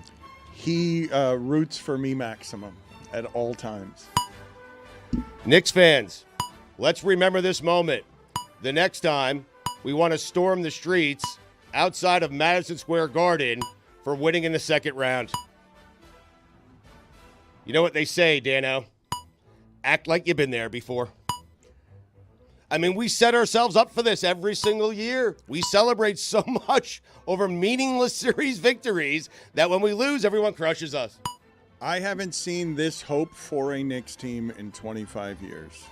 But there's hope. That's a start. But a Knicks team that obviously wasn't good enough to win the championship. It really was interesting to see the fan base get that loud. I don't know how you handle, in general, your disappointment, but I know people who mitigate and manage their disappointment by lowering their expectations to start. Yes. That is not what Knicks fans did. They behaved in a way throwing trash at Brian Windhorst and being louder than everyone else that made it awfully forgetful where hope resides. Loser. On one hand, I'm sad the Knicks lost. On the other hand, I'm happy I never have to hear from Reggie Miller again. Is his career over? I believe so. You don't think he's going to be hired? You don't think Reggie Miller's going to have commentary the rest of your life on the... If I don't hear Reggie Miller on TNT, I'm not hearing Reggie Miller. Okay, so if he appears on the Dan Patrick Show, he's not someone you're hearing? No. He's joining NBC. Is he really? Yeah. As lead game analyst. If it's not Reggie on TNT, it's not Reggie. It's a weird take, but I'm just done with Reggie. Loser. I mean, New York made Reggie. That's a good point. Thank you. We run you. Sound like you're both like insulting him and praising him at the same time. I don't know what to do with Reg. We run you. There is no greater compliment that you can give Reggie Miller that he annoys you so much that you demand he be out of your life. He's winning. And then he Yes. stays I in your know. life. You're so right about that. He is one of the guys. Man, we really do have to celebrate more the people in sports who are actually willing to be the villain. There are so few. They're so precious few that I'm willing to make Reggie Miller historically better than he actually was just because he was willing to do that for me. Loser. NBA on TNT. Tip of the cap. I'm going to miss that. It's not. Yeah, but it's not. Listen, if it's not on TNT, it's not on TNT. You mentioned that. That's true. Reggie, Thank you. yes. This is also Right. true. Yes. It just feels different. That's all. They're Just tip of the cap. They did a great job. They did. They covered the NBA at an amazing I level agree. for many years. Just tipping a cap. Here, let's tip a cap. We should. Let's all do it. We should. Everyone look at the camera right now. It's rare. Look, Camera, man, take all of us. it is rare to get consensus in sports. That's great. You don't take the hat off on a tip of the cap. You just touch the tip of your cap. Do you? It's a little just like thought you tip it head, like that. head tilt down. Put it on the poll at Le Batard Show. Do you take off your cap when you give someone a tip of the cap? Just touch the tip of the cap, head tilt down. I did Well, that's more. hats off, though. I gave hats off. I did hats off. I did hats off, too. I did Hats off, tip of the hat. I go hats off with tip of the hat. I don't just Like tip this. it. Yeah. Hats off. Hats off to you. You don't take it all the way off. You take it like a quarter of the way off. That looks it's like all you the way stop off. right here. and That's then all you- the way off. I know there are subjective things throughout art that get universal applause, but there is very little in sports that is subjective that everyone says, that's great, that's the greatest thing there's been. So little criticism. The only criticism I ever hear of the TNT show is basketball players now don't like that Charles and Kenny and Shaq, old guys, have so much voice. They want new voice. That's because they don't have any rings. If they had more rings, they wouldn't mind. New York, the only market that could want their coach fired after he took them somewhere they hadn't been in 25 years. It's amazing. Obi Toppin, Revenge Series. Here's something to ponder. If an NBA Finals happens and nobody watches, nobody cares, or nobody talks about it, did it actually happen? People will watch, people will care, people will talk about it. So much ratings talk coming the next couple of weeks. We control that. We could just not. Not do it. here. It won't be here. Talk some hoops. I'm talking about it. We can't control it outside of here. Right. We can't even control it inside of here with Stugotz. Pacers Thunder, the rare series where both teams can point at trading Paul George away as the moment they instantly got better. Wait till Basketball Illuminati tomorrow. Woo! Wow.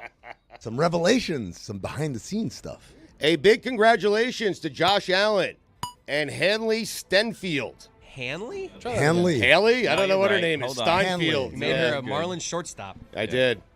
Regardless, Josh finally got a ring. Hanley Steinfeld. I think it's Kelly Jensen. Seinfeld? Seinfeld. What's the deal with the Bills losing all the time? Mike Trout, do it in the postseason. What's the deal with Josh Allen's wife having a man's name? Mike Trout, make it to the postseason. Mariners, Cole Young with a walk-off in his MLB debut. How can you not be romantic about baseball? It's all baseball has left is romance. I still love baseball. Do you? Yes. You're the one. So does Kirk Cameron. All right. Justin hold Fields. Hold on a second, please. Hold on a second. Just Down to the second time. forgive me, sir. Man. Brought it back. That's a good callback. Minor penalty, 2 minutes, stumbling.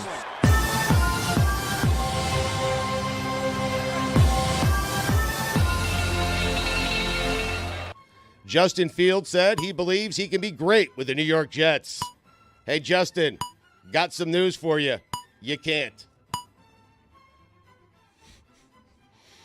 Doesn't seem like news. It just seems like a statement of fact. It doesn't seem like something. I'm just that letting you're- him know. Yeah, but it's not breaking news. It's just. But he has something- set the bar so high for himself, and I want him to set it lower because he's not going to be great there. He wasn't great in Pittsburgh. He wasn't great in Chicago. He's not going to be great as a Jet. No one's great as a Jet. Except Revis. Put it on the poll at Le Batard Show. Is it possible, humanly possible, to be great as the quarterback of the New York Jets? Name one. And don't say name it. I'll wait all day. Andrew McCutcheon, still doing it. Cutch. With all this additional time on my hands, I've been listening to a lot of content. Top 5 things you should subscribe to. Substack. Stugotz790.substack.com. God Bless Football. YouTube. YouTube.com at Stugotz790. Number 2, Stupidity. And number 1, The Hockey Show. That is a quality show. I'm telling you. Roy, Dworky. It's a good show, man. Who else is on that with them? No idea. Rose. Oh, and Rosie, of course. And Ethan. And Butsky. I don't think that there's a Dworkski. I don't think Dorky. I think it's Dworky. I call him Dworky. I don't think anyone calls him Dworky. I like Dworky. They do hockey nicknames. Yeah, They're a hockey all the show. time on the show. Yeah. Dorky. Here come the Jays. We sell a shirt that says Dworky on it. Do we? Okay. There's a shirt selling contest going on amongst the hockey show right now. How's it selling? I don't have the numbers, but whoever sells the most shirt amongst Rosie, Budsky, Dworky, and Belly win a big prize. Belly's winning right now. It's a good show. Subscribe, rate, review. They're going to be doing a live watch along, as is Tony. Tony with UFC. There are going to be a couple of pop-ups here in the next. This weekend, UFC 316, June 7th on Saturday. The boys will be out there, 10 p.m. New sponsor, by the way, at the Dead Flamingo, Boost Mobile. Shout out to Boost Mobile for sponsoring the MMA Hangout, baby. Let's go. Bryce Harper missing an entire series after getting hit by a pitch on the elbow. You know what Bryce isn't, Dan? A hockey player. An entire series? Jesus. I laughed the other day because Bryce Harper went up to bat, and it was really nice with a gender reveal blue bat. I saw that, yeah. But then he struck out, which you can't do. You gotta make contact if your bat is the gender reveal. You can't strike out.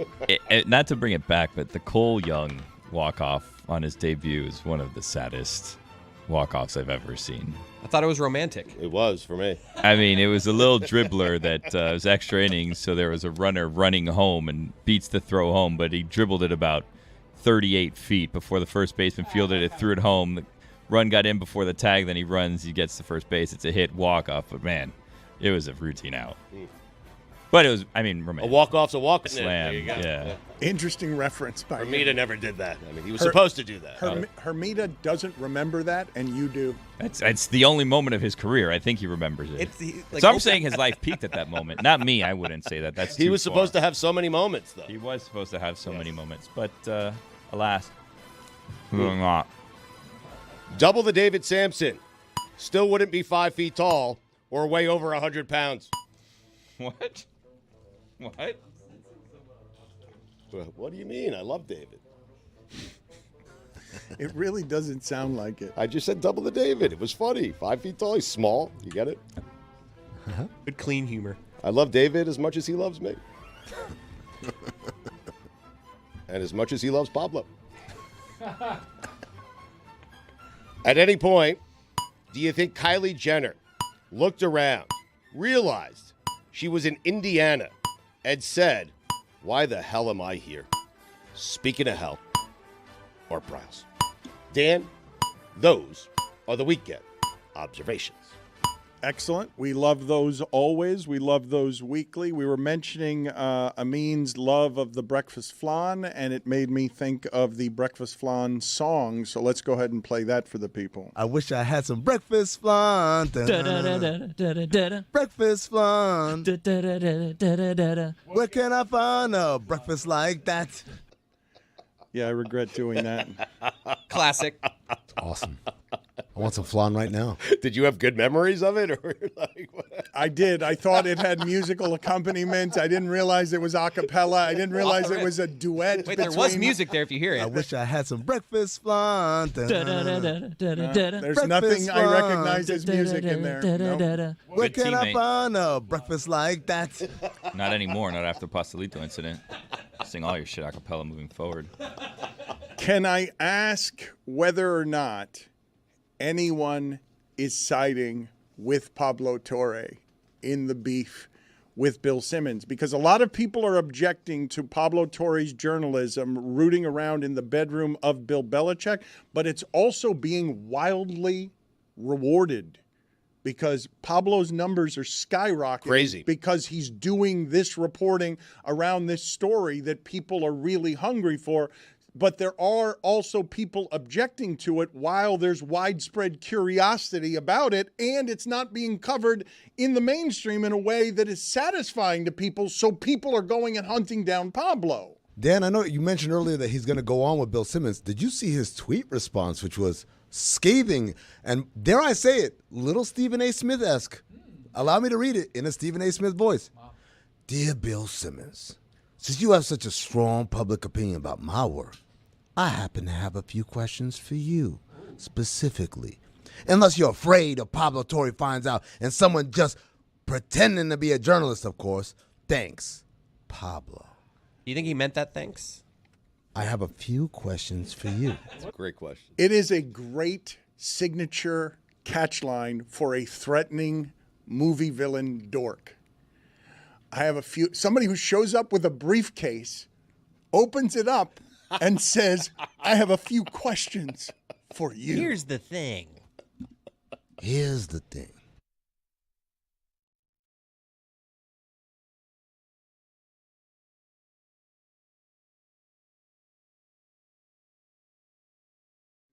It's disturbing. No, it's also the mask, or just again. I've mentioned that it should be a retainer, a wire that runs outside of his mouth. It's just like all ear to ear that could impale someone. And if not for a Theragun, that could be Dwayne Dedman. Jeremy becomes Jer Bear. Okay, so we got a bear here stumbling around. You see that mirror to the left? He's like, oh, this is weird. There's a lot of weird stuff here. Oh, my God. I just saw myself. He's like, get out of here.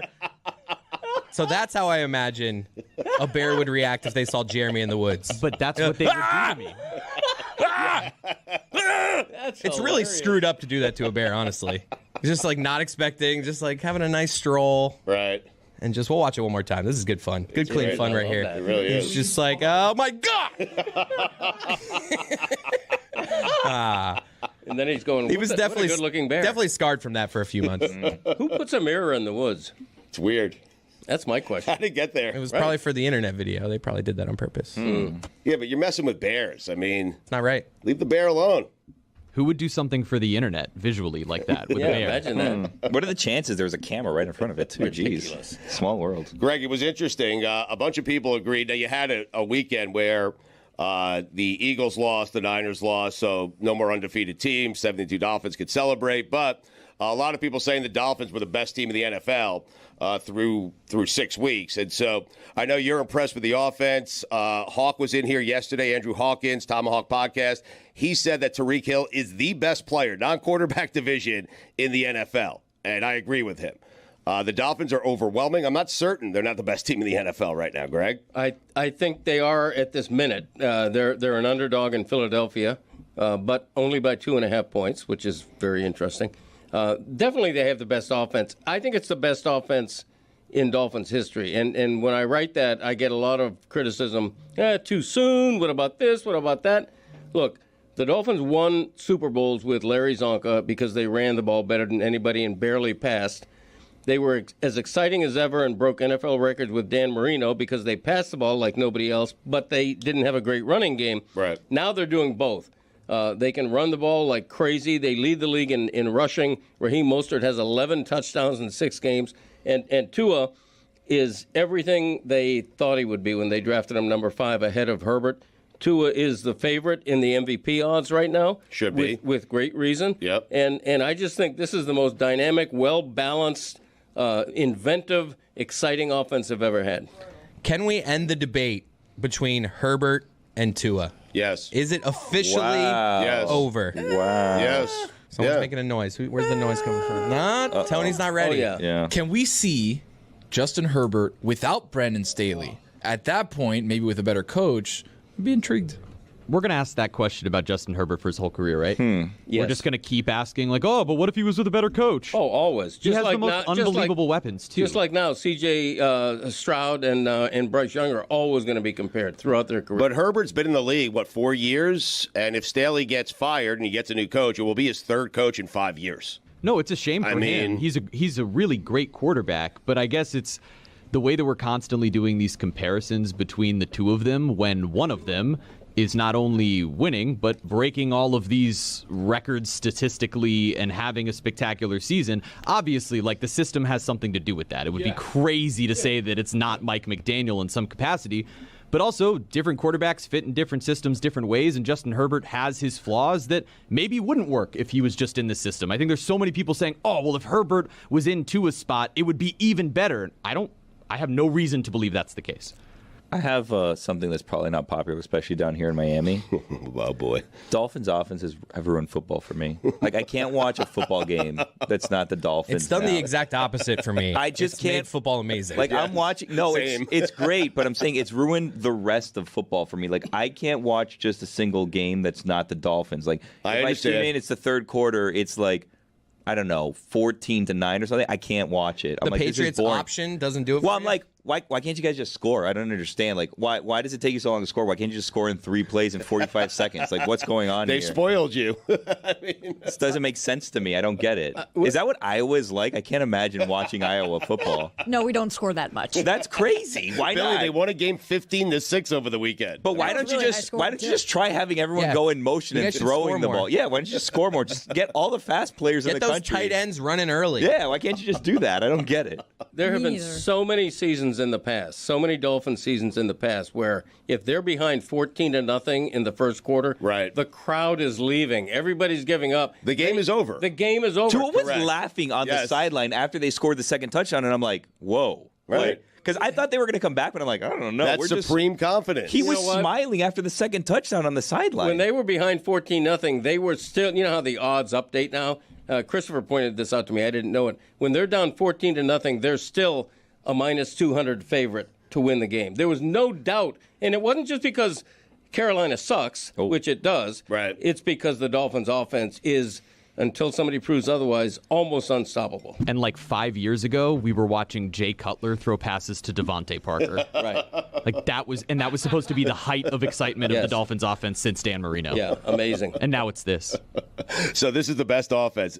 That's saying a lot considering Marino, Clayton, Duper, and that offense. And here's some Shakespeare, as All right. done by the Dan Le Batard Show with Stugotz. We've stolen the exclamation point officially from Get Up. It's put after the word show. So this is Act 1, Scene 2 of Macbeth. The stage instructions are: a camp near Fours. Alarm within. Enter Duncan, Malcolm, Donalbain, Lennox with attendants, meeting a bleeding sergeant. I don't even know what that means.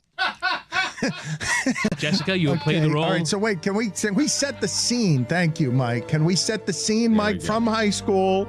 Can you give Chris Cody his motivation on, because he didn't even understand what Whittingham. Am I happy? Like what? Am I like, distressed? What, in what You're condition does the distressed? Okay, very good. Good confidence there.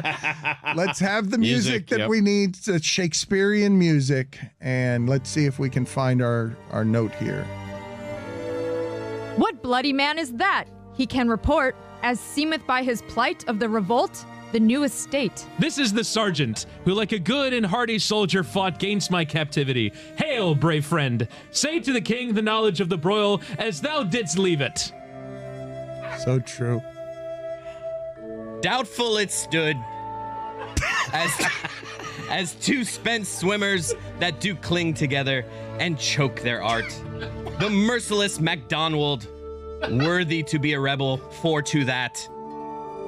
The multiplying villainies of nature do swarm upon him from the western isles.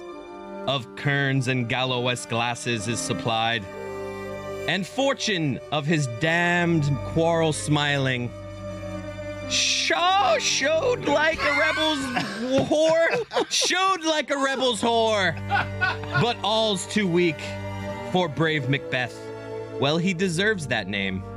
Disdaining fortune with his brandished steel, which smoked a blood with bloody execution. What? Yes. Like Valuor's minion carved out his passage till he faced the slave. I feel your distress. I really do. Which ne'er shook hands nor bade farewell to him till he uniseamed him from the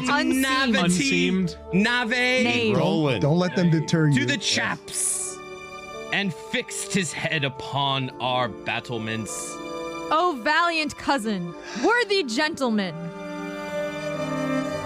As whence the sun gins his reflection. You missed your cue. Shipwrecking storms and terrible thunders break. So from that spring whence comfort seemed to come, Wait a minute. There wasn't a question mark there. Discomfort swells. Mark, King of Scotland. Mark, no sooner justice had with valor armed. Oh, you think he's done? Humbled. These Compelled.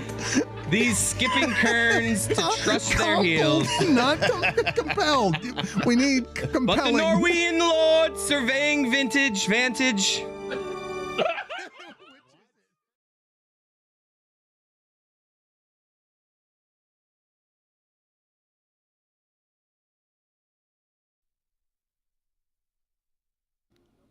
Now that I think about it, I think I have to concede that it stinks as a superhero catchphrase. I happen to have a few questions for you. But it works for a TV detective. Pablo Torre wandering the earth, I happen to have a few questions for you, is something I think now in sports journalism people don't want to hear. Right. If Pablo Torre is sniffing around trying to find out. If you're a superhero, you have the answers. You always have the answer. You don't have questions. You just have the answer.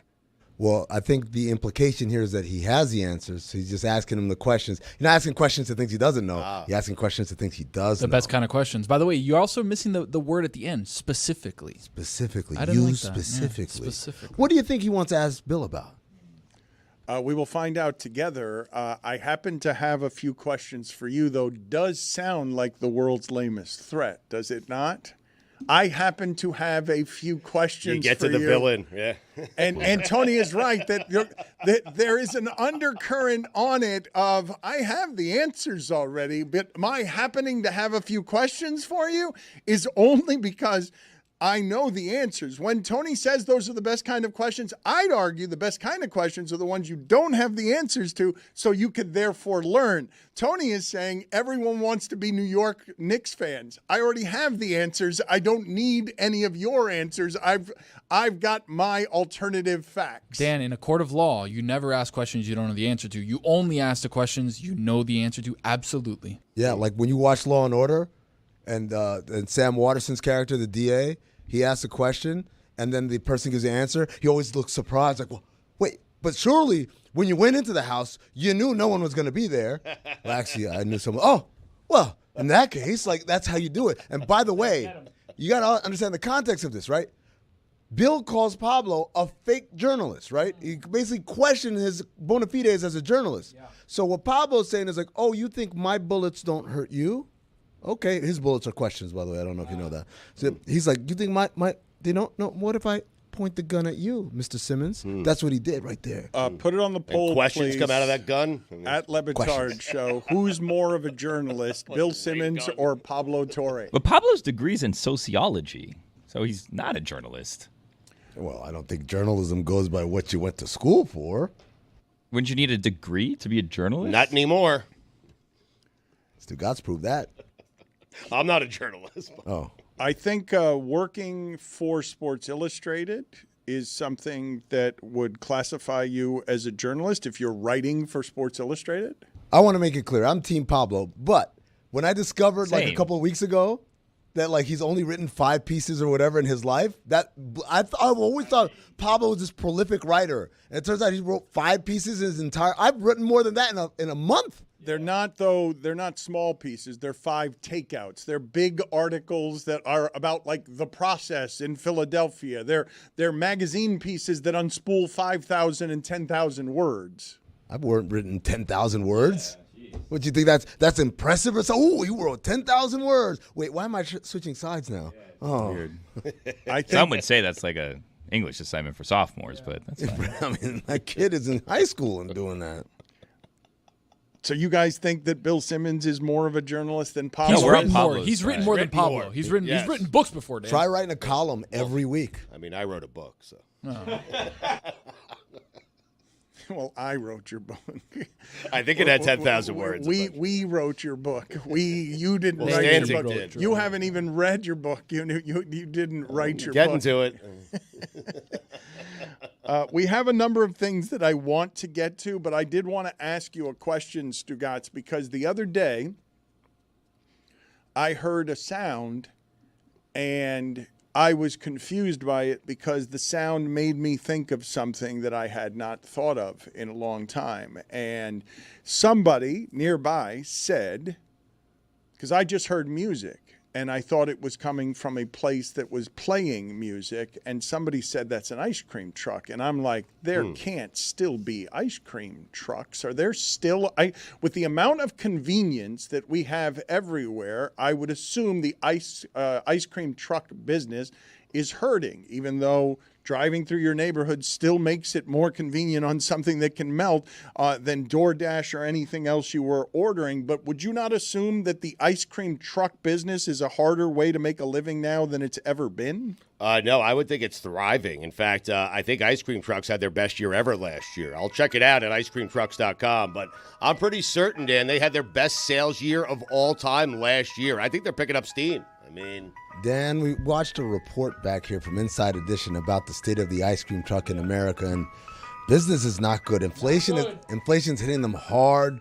The rising prices of fuel, the rising prices of ice cream, the rising prices of sugar, all of these staples that are required. And then you factor in that, kids don't go outside anymore, right? They're on their devices. They're playing video games. They don't come outside. We used to play outside. That was the whole point of ice cream truck. You're playing outside, and then you hear that sound.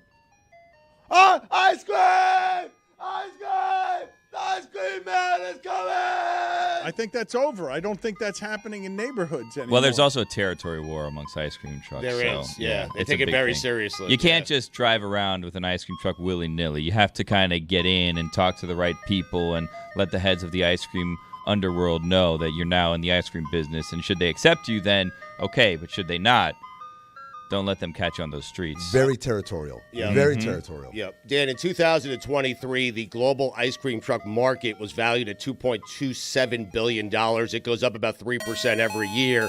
It should be valued at over $300 million by the year 2030.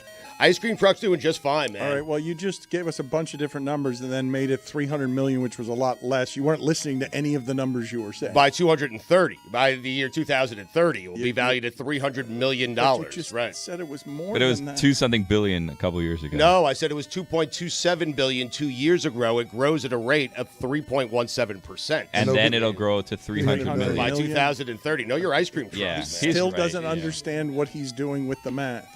It's growing in a negative rate. What was your guys' go-to? I went screwball. The little two-ball screwball or just one screwball? The one. The little like rock-hard bubble gum at the bottom of it. Strawberry shortcake. Oh, yeah. Choco Taco is good. Toasted almond. Classic ice cream sandwich. Flintstone Push Pop. Put it on the poll Orange. at Le Batard Show. Which is the best of the ice cream truck flavors? Let's list this. Strawberry shortcake, the push-up, the Screwball, Choco Taco, the toasted almond, the chocolate eclair. If you go snow cone, you're a monster. That would be terrible to choose the snow cone. Can I please get some kind of remedial understanding of the math Stugotz just did, where It's something going well.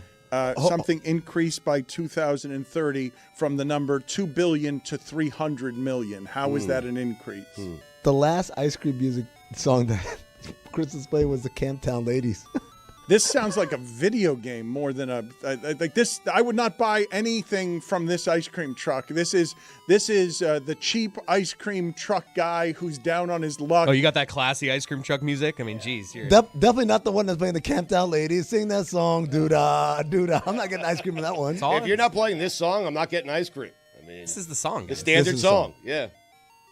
You mentioned video games and kids being inside. Tony, I don't know that anyone around here has made a worse appraisal about what their life is going to be than you before having a baby announcing to everyone here that you couldn't wait to get so much time to now play video games. Yeah. Now that you have a baby that will be in the house, you thought you were going to really play a lot of video games. And then I heard people making fun of you here saying Tony hasn't been logged on anywhere in a month. That no one month is generous. That Tony has disappeared disappeared from the virtual reality world that is video games because fatherhood has swept him up into adulthood, and he's no longer allowed to be a selfish child. So I would play a lot of video games, right? My wife was working. She's now home 24/7. And when your wife's home 24/7, you don't really have enough time to go out and play video games because she's always watching what you're doing to make sure that you're doing what you're supposed to be doing and helping the baby, doing the dishes, all that stuff. So I would play video games. And then I told the boys here, don't worry, when the baby's little, she's going to be sleeping. And guess what dad gets to do while the baby's sleeping? Play a little video games. And we laughed at you. What I didn't realize is that I have to watch said baby while she sleeps as a nervous father for the first month and make sure that everything is good. Even though we have the little outlets telling her temperature, it's telling this and that, I need to have eyes on just to make sure that everything's good. So playtime decreased. I played once on a Saturday morning when she slept in a little bit. But yeah, I haven't logged in about 2 months. But there's still people asking, hey, are you playing? Are your LSU Tigers are doing well? Like, what's the deal? And I didn't respond. It's been a tough 5 months, Dan. I don't know if you could tell. I just I'm don't starting know, to get grace in my beat. What did you think fatherhood was going to be? Easy? Like what? I rarely hear the dad right before he's like, I'm going to have a lot of free time coming up. Again, I thought I was going to be able to manage said free time around baby sleeping. Yeah. That did not happen. But as a man of, understanding, hey, I can understand when I'm wrong and when I should have listened to Billy and others that had kids and said, you're not going to have that kind of time. I should have listened. I didn't. But you know what? It's a learning process, Dan. That's all it is. Congratulations on learning that your time is no longer your own. By the way, funny enough, it wasn't my own because I was, she wakes up around 4:45, 5 o'clock in the morning. She gets fed. She had a mistake on the bed today. So at 4:45, the baby. So came out of the diaper. So guess who had to clean everything? Dad had to take all the sheets off the covers. I had to spray the stuff. Who put on the diaper? You or your wife? Before she went to bed, I think it was her. So that's put that in the back pocket. That's good. I'm always team do the diaper over like cleaning up messes. Like, well, I'll I had to clean up up the mess because she was breastfeeding. So I was like, oh, you breastfeed, I'll clean up the mess. So I had to get on my hands and knees, Dan, and scrape the stuff off the sheets with this little spray and make sure that. Yeah. There's a mess on the bed. The mess was on the bed on the sheets. You don't have like a protector? Well, the sheet on is the still, sheet. The How sheet, do I put you underneath. take the sheet off and you put the sheet to wash. Yeah, I know, but I had to spray it with like You're a special sleeping on a cleaner. caca sheet now? Ooh, no. The first 18 months, they're not children. They're screaming shit monsters. Yeah. I mean, pretty much. You know, you're not alone though, Tony. I heard Shohei recently had a newborn, and the other day he was caught falling asleep during a game. Can you relate to this, Tony? Oh wow! Hold on. He's like asleep, and then you can see he does the thing of like, whoa, gotta wake up. Is that fatherhood or baseball? It was a blowout. They were losing. They were beating the Yankees 10-1, and clearly looking like he's sleeping, and then You got to get it where you can, right? Those little 2 seconds of like, I'm going to close They my mean eyes. everything. But it feels like 30 minutes. It's called the cat nap. What's Dan. he doing with his nose on the other dugout? He's like touching. He sure. knows. He thinks right there, no one's watching him. I swear to God, that's my dad on the couch. And then like dad, like, and it's like, and I'm like, just go to bed. Like, no, I'm watching this. He does the same move, the hard blink and look around, and like, and then swearing he's still awake. God, maybe I'm getting old. I do Last night, my wife is just like, you're snoring. And I'm like, I'm not even I don't know that I'm asleep. And I'm on the couch, like, because once you hit the recline, that happens to me every night. Once you hit the recline around 10 p.m., yeah, I don't realize it. And she's like, I'm like, what did it sound like? asleep. I'm like, what did it sound like? She's like, I'm like, no, I was not just making that I would have noise. heard it. I mean, that is also me. I will tell you that what I do more, I think, than any other action in the world is deny that I was sleeping while emerging from snoring. it's great. When I'm on the couch and we're watching something, and then it's it's bad when you're like, and the snore wakes you up. You're like, what was that? I am so tired that I am waking myself up with my own snore, startling myself, and then Swearing you're not snoring. and then immediately lapsing Denial. into lying.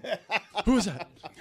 I wish my dad like woke up from snoring. That dude just snores like it's so loud. How is he not awake? Forget about the sound. The feeling in the back of his throat was like, it's like a chainsaw. I wanted to ask the group here if you had the same reaction that I did, which I thought was funny to have this reaction, where I see the report, Giannis having a mutual interest with the Toronto Raptors, and I'm like, That's not real. Mm-hmm. That's not. The Raptors are not a possibility for any free agent under any circumstances who has every option. The choice is not going to be to leave America. However, at the moment, the choice might be Canada, given what's happening in America. Because I heard an awful lot of threats that people were going to move to Canada if there was a new presidency. I have not seen yet a lot of moving to Canada, though I have seen a lot of moving to Britain. I can't get my head around the Toronto Raptors are going to get the coveted free agent. I don't believe that story. Well, you believe this part of it, that Toronto has interest. It's Giannis's interest That that is you have a hard correct. time I believing. do not deny or am in no way skeptical that Toronto thinks there's a chance. Why are you treating Toronto like it's Edmonton? Toronto's like the biggest city in Canada. Why would he go there, though? The reason I'm doing that is because no free agent who has a lot of options ever chooses Toronto. First of all, he's not a free agent. I hate to be Mr. Will Actually. It would be a trade. Number one. Number two, and we talk about this on today's episode of Oddball, there is a connection between Giannis and Masai Ujiri, the president of the Raptors. There's actually a video from the 2013 draft of Masai Ujiri in the war room trying to trade up to get to a pick where he can get Giannis. And finally, I think he gets up to like maybe 18 or whatever, but Giannis goes at 15 to the Bucks. So there's that connection. He knows, he's known him and wanted him for a long time. Obviously, Masai Ujiri is of Nigerian descent. Giannis is of Nigerian descent. There's that connection there. But then there's the other thing, which is he assisted in Giannis getting his visa to come to the United States originally. So there's a lot of stuff. There's a lot of background, like we know each other thing. And if you're Giannis, your big thing is, I want to go somewhere where I know they know what they're doing. Well, Masai Ujiri is a guy who's got a great reputation in the league as a front office They were guy. 30 and 52 last year. Exactly, because they need Giannis. Oh. I want to, for a second, though, explore the correction that Amin made that is the correct correction. When he says Giannis isn't a free agent, he is someone who would be requesting a trade. The reason I make them the same thing is just because I think of free agency as options, and I think of Giannis as just options. He can choose anything he wants. Why would Toronto be the choice? He's not going to be traded someplace he doesn't want, and people with options, go ahead and give them to me. Kawhi got traded there on a rental. Give me all of the free agents or coveted option people who have ended up choosing Toronto. I think that you're making my argument, which is it's mutual interest. Giannis would want that as an option. It's not, guess what, Giannis? You don't want to be here? Take your ass to Canada. That's not what's happening here. It's Giannis being like, you know what? I have a connection with the guy that runs the team. I think I kind of want to go there. Would you be kind enough to answer my question, though? The greatest free agent the Toronto Raptors or comparable person with options that the Raptors have ever gotten when they get into the bidding against American teams is? Kawhi Leonard.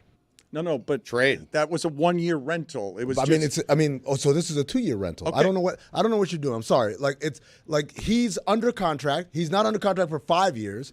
He's got options. He can go wherever he wants. He wants to get traded, and this is a place that is a trade destination. You're right, and free agents don't go to Canada historically, but players have been traded there, and that happens. The biggest free agent contract they've ever given out, 2009, Hedo Turkoglu, 5-year, $53 million. Hedo. I mean, he was coming. It was a sign and trade, but he signed. He was coming off an NBA Finals appearance. Remember, he hit the game winner against the Cavs.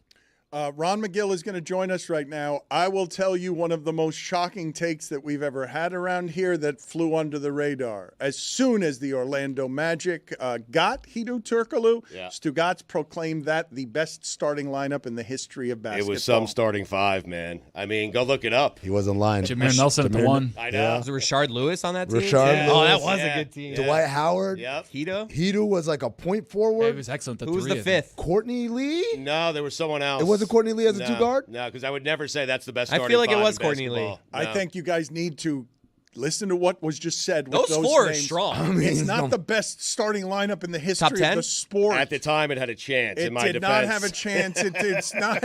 It echoes eternally because it's such a bad take. It was J.J. Redick. Yeah.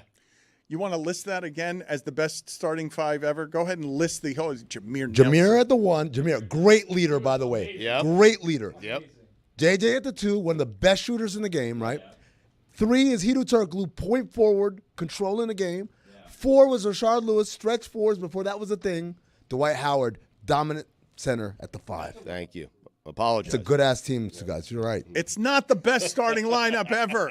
Tomato.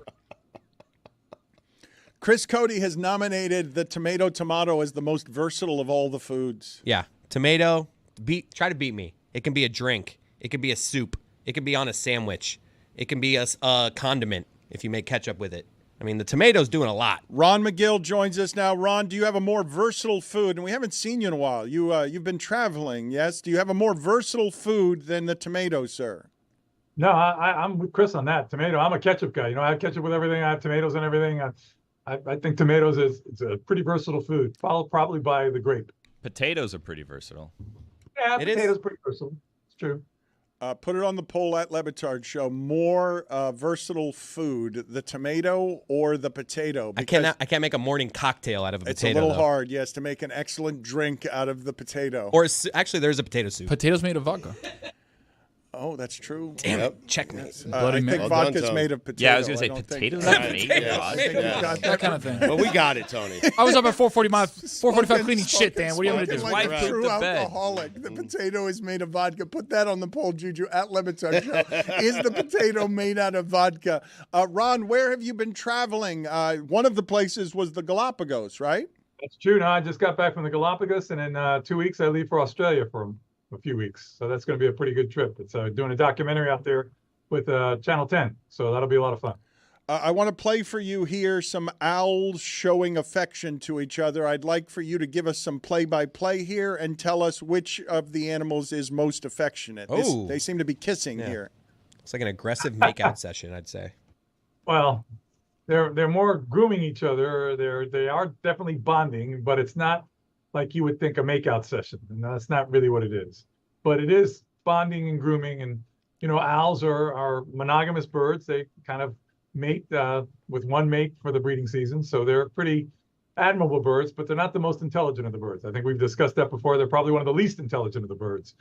Because of the massive size of their eyes, it takes up so much space in their skull. There's not a whole lot of room left for the brain. Owls got it figured out, huh? Every mating season, different mate? Well, not necessarily. They might come back with the same mate. There are some owls that are monogamous, throughout their lives, but definitely during the breeding season. They're not promiscuous, so to speak. Why would you say different mate if he just said monogamous? I heard him say like a minute earlier that every mating season they rotate the mates. Get a new breeding season? So they may get a new mate during a breeding season, but generally speaking, a lot of these birds of prey tend to be monogamous throughout their lives. So it's a choice. It's kind of like humans. Is there a reason for that, Ron? What they concluded is that it's beneficial for them. They get to understand each other's habits. They are being proven successful breeders, and that loyalty to each other helps for more successful reproduction.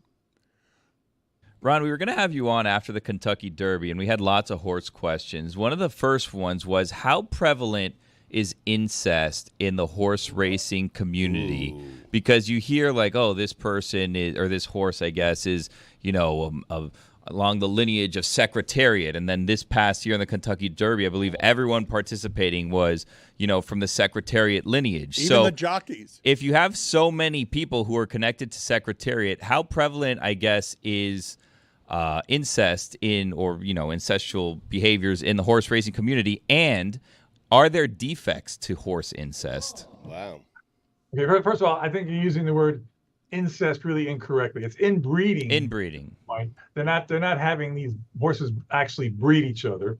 But the inbreeding is they're using sperm from relatives of Secretariat. But my understanding is that it's really well down the line, way out on the tree there, way out on the branch. It's not like brother, sister, mother, son, or that kind of a close relationship. It's like, 14th and 15th cousins. But they're trying to get the highlight of that bloodline that made Secretariat so great, increase the value of that. That's a scam, right? Like, that's a scam. The 16th cousin of Secretariat, what they have in their blood doesn't make them any better than, another horse. I'm not a horse breeder, so to speak, but it tends to add credibility when they're selling the sperm for, hundreds of thousands of dollars. When they can give that sperm credibility, because of what it's distantly related to brings more money. At the end of the day, guys, it's all about money. How do they confirm that this is? Oh yeah, I'm 16 cousins with the Secretary. Believe me. Oh well, they are very, very careful about documenting bloodlines of horses, all the way down the pedigrees. It's even with dogs. You'll find dogs. Oh, this dog is a fourth cousin of the grand champion of this particular breed.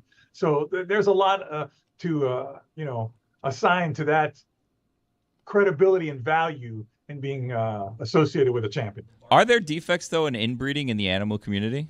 Yes, absolutely there are. I mean, you remember a long time ago, white tigers were a big thing in zoos. Oh, everybody wanted to see a white tiger. Well, they realized they were breeding brothers to sisters, mothers to sons, just to get white tigers because it brought people in. It was a lot of money. And finally, they realized, listen, we can't do that. We're getting tigers with crossed eyes. We're getting them with all kinds of, different types of defects going on. And that's why you don't see white tigers in zoos anymore. Can you tell us what the most affectionate animal is? Most affectionate animal. Because you're saying those owls, that was not necessarily affection. That wasn't necessarily mating. That wasn't. It's bonding. It's bonding. It's solidifying the bond between the two of them. And I guess you could associate that as courtship in a way. But the affection is, I don't know. Has to be a dog, hard. Right? Listen, a dog is incredibly affectionate. Cats can be affectionate too, though they tend to be a little bit more independent. But dogs, my gosh. I meant with each other, though. I think dogs can be very expressive, emotional with each other. When they greet each other as a social animal, as a pack animal, you see them, licking and jumping on each other and vocalizing and tails wagging. That's all kind of a form of affection between the dogs as they kind of, cement their bond with each other again. It's all about that, creating that bond, that relationship, because animals like that realize that they're stronger in groups than they are individually. It seems like dolphins are affectionate towards each other, right? Dolphins are one of those animals that, has been proven that they have sex strictly for fun. I mean, they have, same-sex activity all the time, which of course is not going to result in reproduction, but it demonstrates the fact that they enjoy the pleasure of each other's company in a variety of ways. So yes, they can be very quote unquote affectionate. They've been known to cross the line from time to time as well. They're line steppers. Dolphins. Habitual. Yeah. Oh yeah, dolphins. I mean, there's documentation on YouTube, for instance, of a dolphin trying to get a woman in a bikini sitting on a dock, and this dolphin got very amorous with her to the point it was dangerous. I remember there was a trainer working with a dolphin that I knew that was able to collect the sperm from the dolphin just by going out in her bathing suit. The dolphin would come and immediately present himself and ejaculate so she could collect it, and they'd use that sperm for artificial insemination. I mean, she just had to be there in her bathing suit. I know. I know this is kind of crossing the line, but I'm just telling you facts. I'm not telling you made up stories. I just love the idea of the dolphin going back to his buddies, like, watch this. every time I come out, she can't get enough of this right here. Boys, she's back. Ron, would it be more humane instead of putting down a horse when they break their leg to give it a big wheel? No, it's not feasible because of the behavior of a horse and because of the anatomy, the structure of a horse.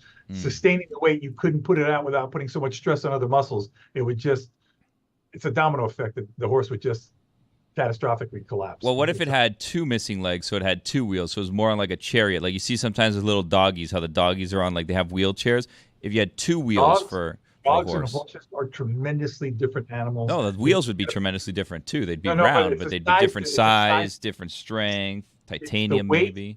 It's the weight. It's the behavior. They'd be stronger wheels. I'm not telling you we're going to put in a dog wheelchair. That's silly. That would break the dog wheelchair. This is going to be a wheelchair built for a horse. This is an intelligence issue, though, right? Like the dog is smart enough to kind of realize that a horse isn't.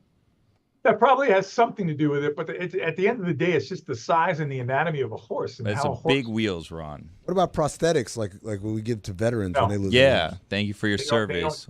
They're not able to. They're not able to be trained to use the prosthetic in a way without sacrificing other parts of the limb. And just has it been tried? So we can't give them like an Oscar Pistorius, like blade? Ooh, yeah, blade running horses would be sick, Ron. I'll suggest it. To who? Who are you going to suggest it to? You were recently. Whatever horse person has a horse that breaks a leg or whatever equine veterinarian I come across. I think there was some insincerity. I sense some insincerity. You're not going to suggest that to anyone. Ron was recently recognized by the Miami-Dade County Commission Chambers for 45 years of continuous service at Crandon Park Zoo, Miami Metro Zoo, and Zoo Miami. I believe that in those 45 years, you have never met anyone that you will share this suggestion with. No one living, no one dead. You will not do it to a tombstone. You will never make that suggestion to anybody. You just wanted Billy to stop talking. Good point. Okay, thank you.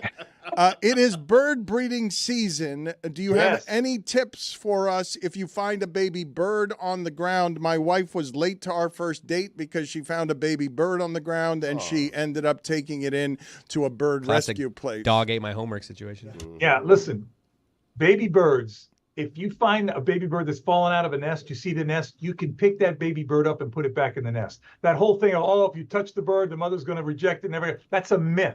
That's an absolute myth. Now, you have to be able to decipher whether it's a bird that has fallen out of a nest or it's a bird that is fledged. Baby birds, once they get some feathering and they start exercising their wings, they'll fledge and they'll move. They do what we call branching. They go out on the branches. Sometimes they'll end up on the ground, but the parents are still taking care of them. Do not take that bird away. Do not take that bird to a rehabber unless it's obviously injured, because the parents are still taking care of it. Again, if it's a bird that's fallen out and it's obviously hasn't developed any feathering or anything like that, it's fallen out prematurely, you can pick that bird up and put it back in the nest. The parents will come and care for it.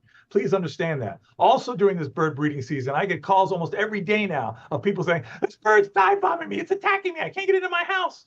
Listen, if they built a bird nest next to the entry door to your house, that's unfortunate because they think every time you go into your house, you're going to be threatening their nest, and they will dive bomb you. Mockingbirds are notorious for this. They will come down. Well, they'll draw blood. They'll peck you, and they'll draw blood from your head.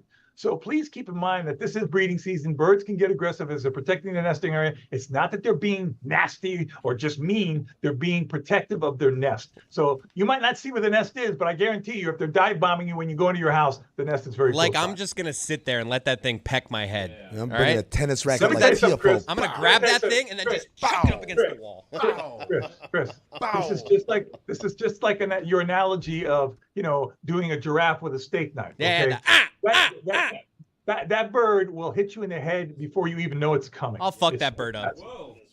Wow. That's unnecessary. Wait, but Ron, you're telling me I give Chris Cody a tennis racket and say, all right, walk into your house and the birds are trying to dive bomb. You tell me he's not knocking that thing out the park? I got a mean backhand.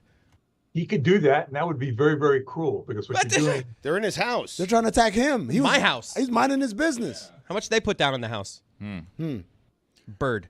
Do you understand that the bird is simply trying to protect its nest? That maybe so's Chris. What am I trying to do? A couple of weeks, maybe 2 or 3 weeks, you could give it the grace and say, I understand, okay, and protect yourself, put a hat on or something, get in the house quickly. Instead of taking a tennis racket and bashing the bird and then, in fact, creating orphans in a nest that are going to die a slow, miserable death because you decided to hit a bird with a tennis racket. Let's remember this thing bombed me. Yeah. Yep, okay. We didn't start it. I didn't bomb the bird. Like Pearl Harbor, we didn't start it, but we ended it. Wow. Weird.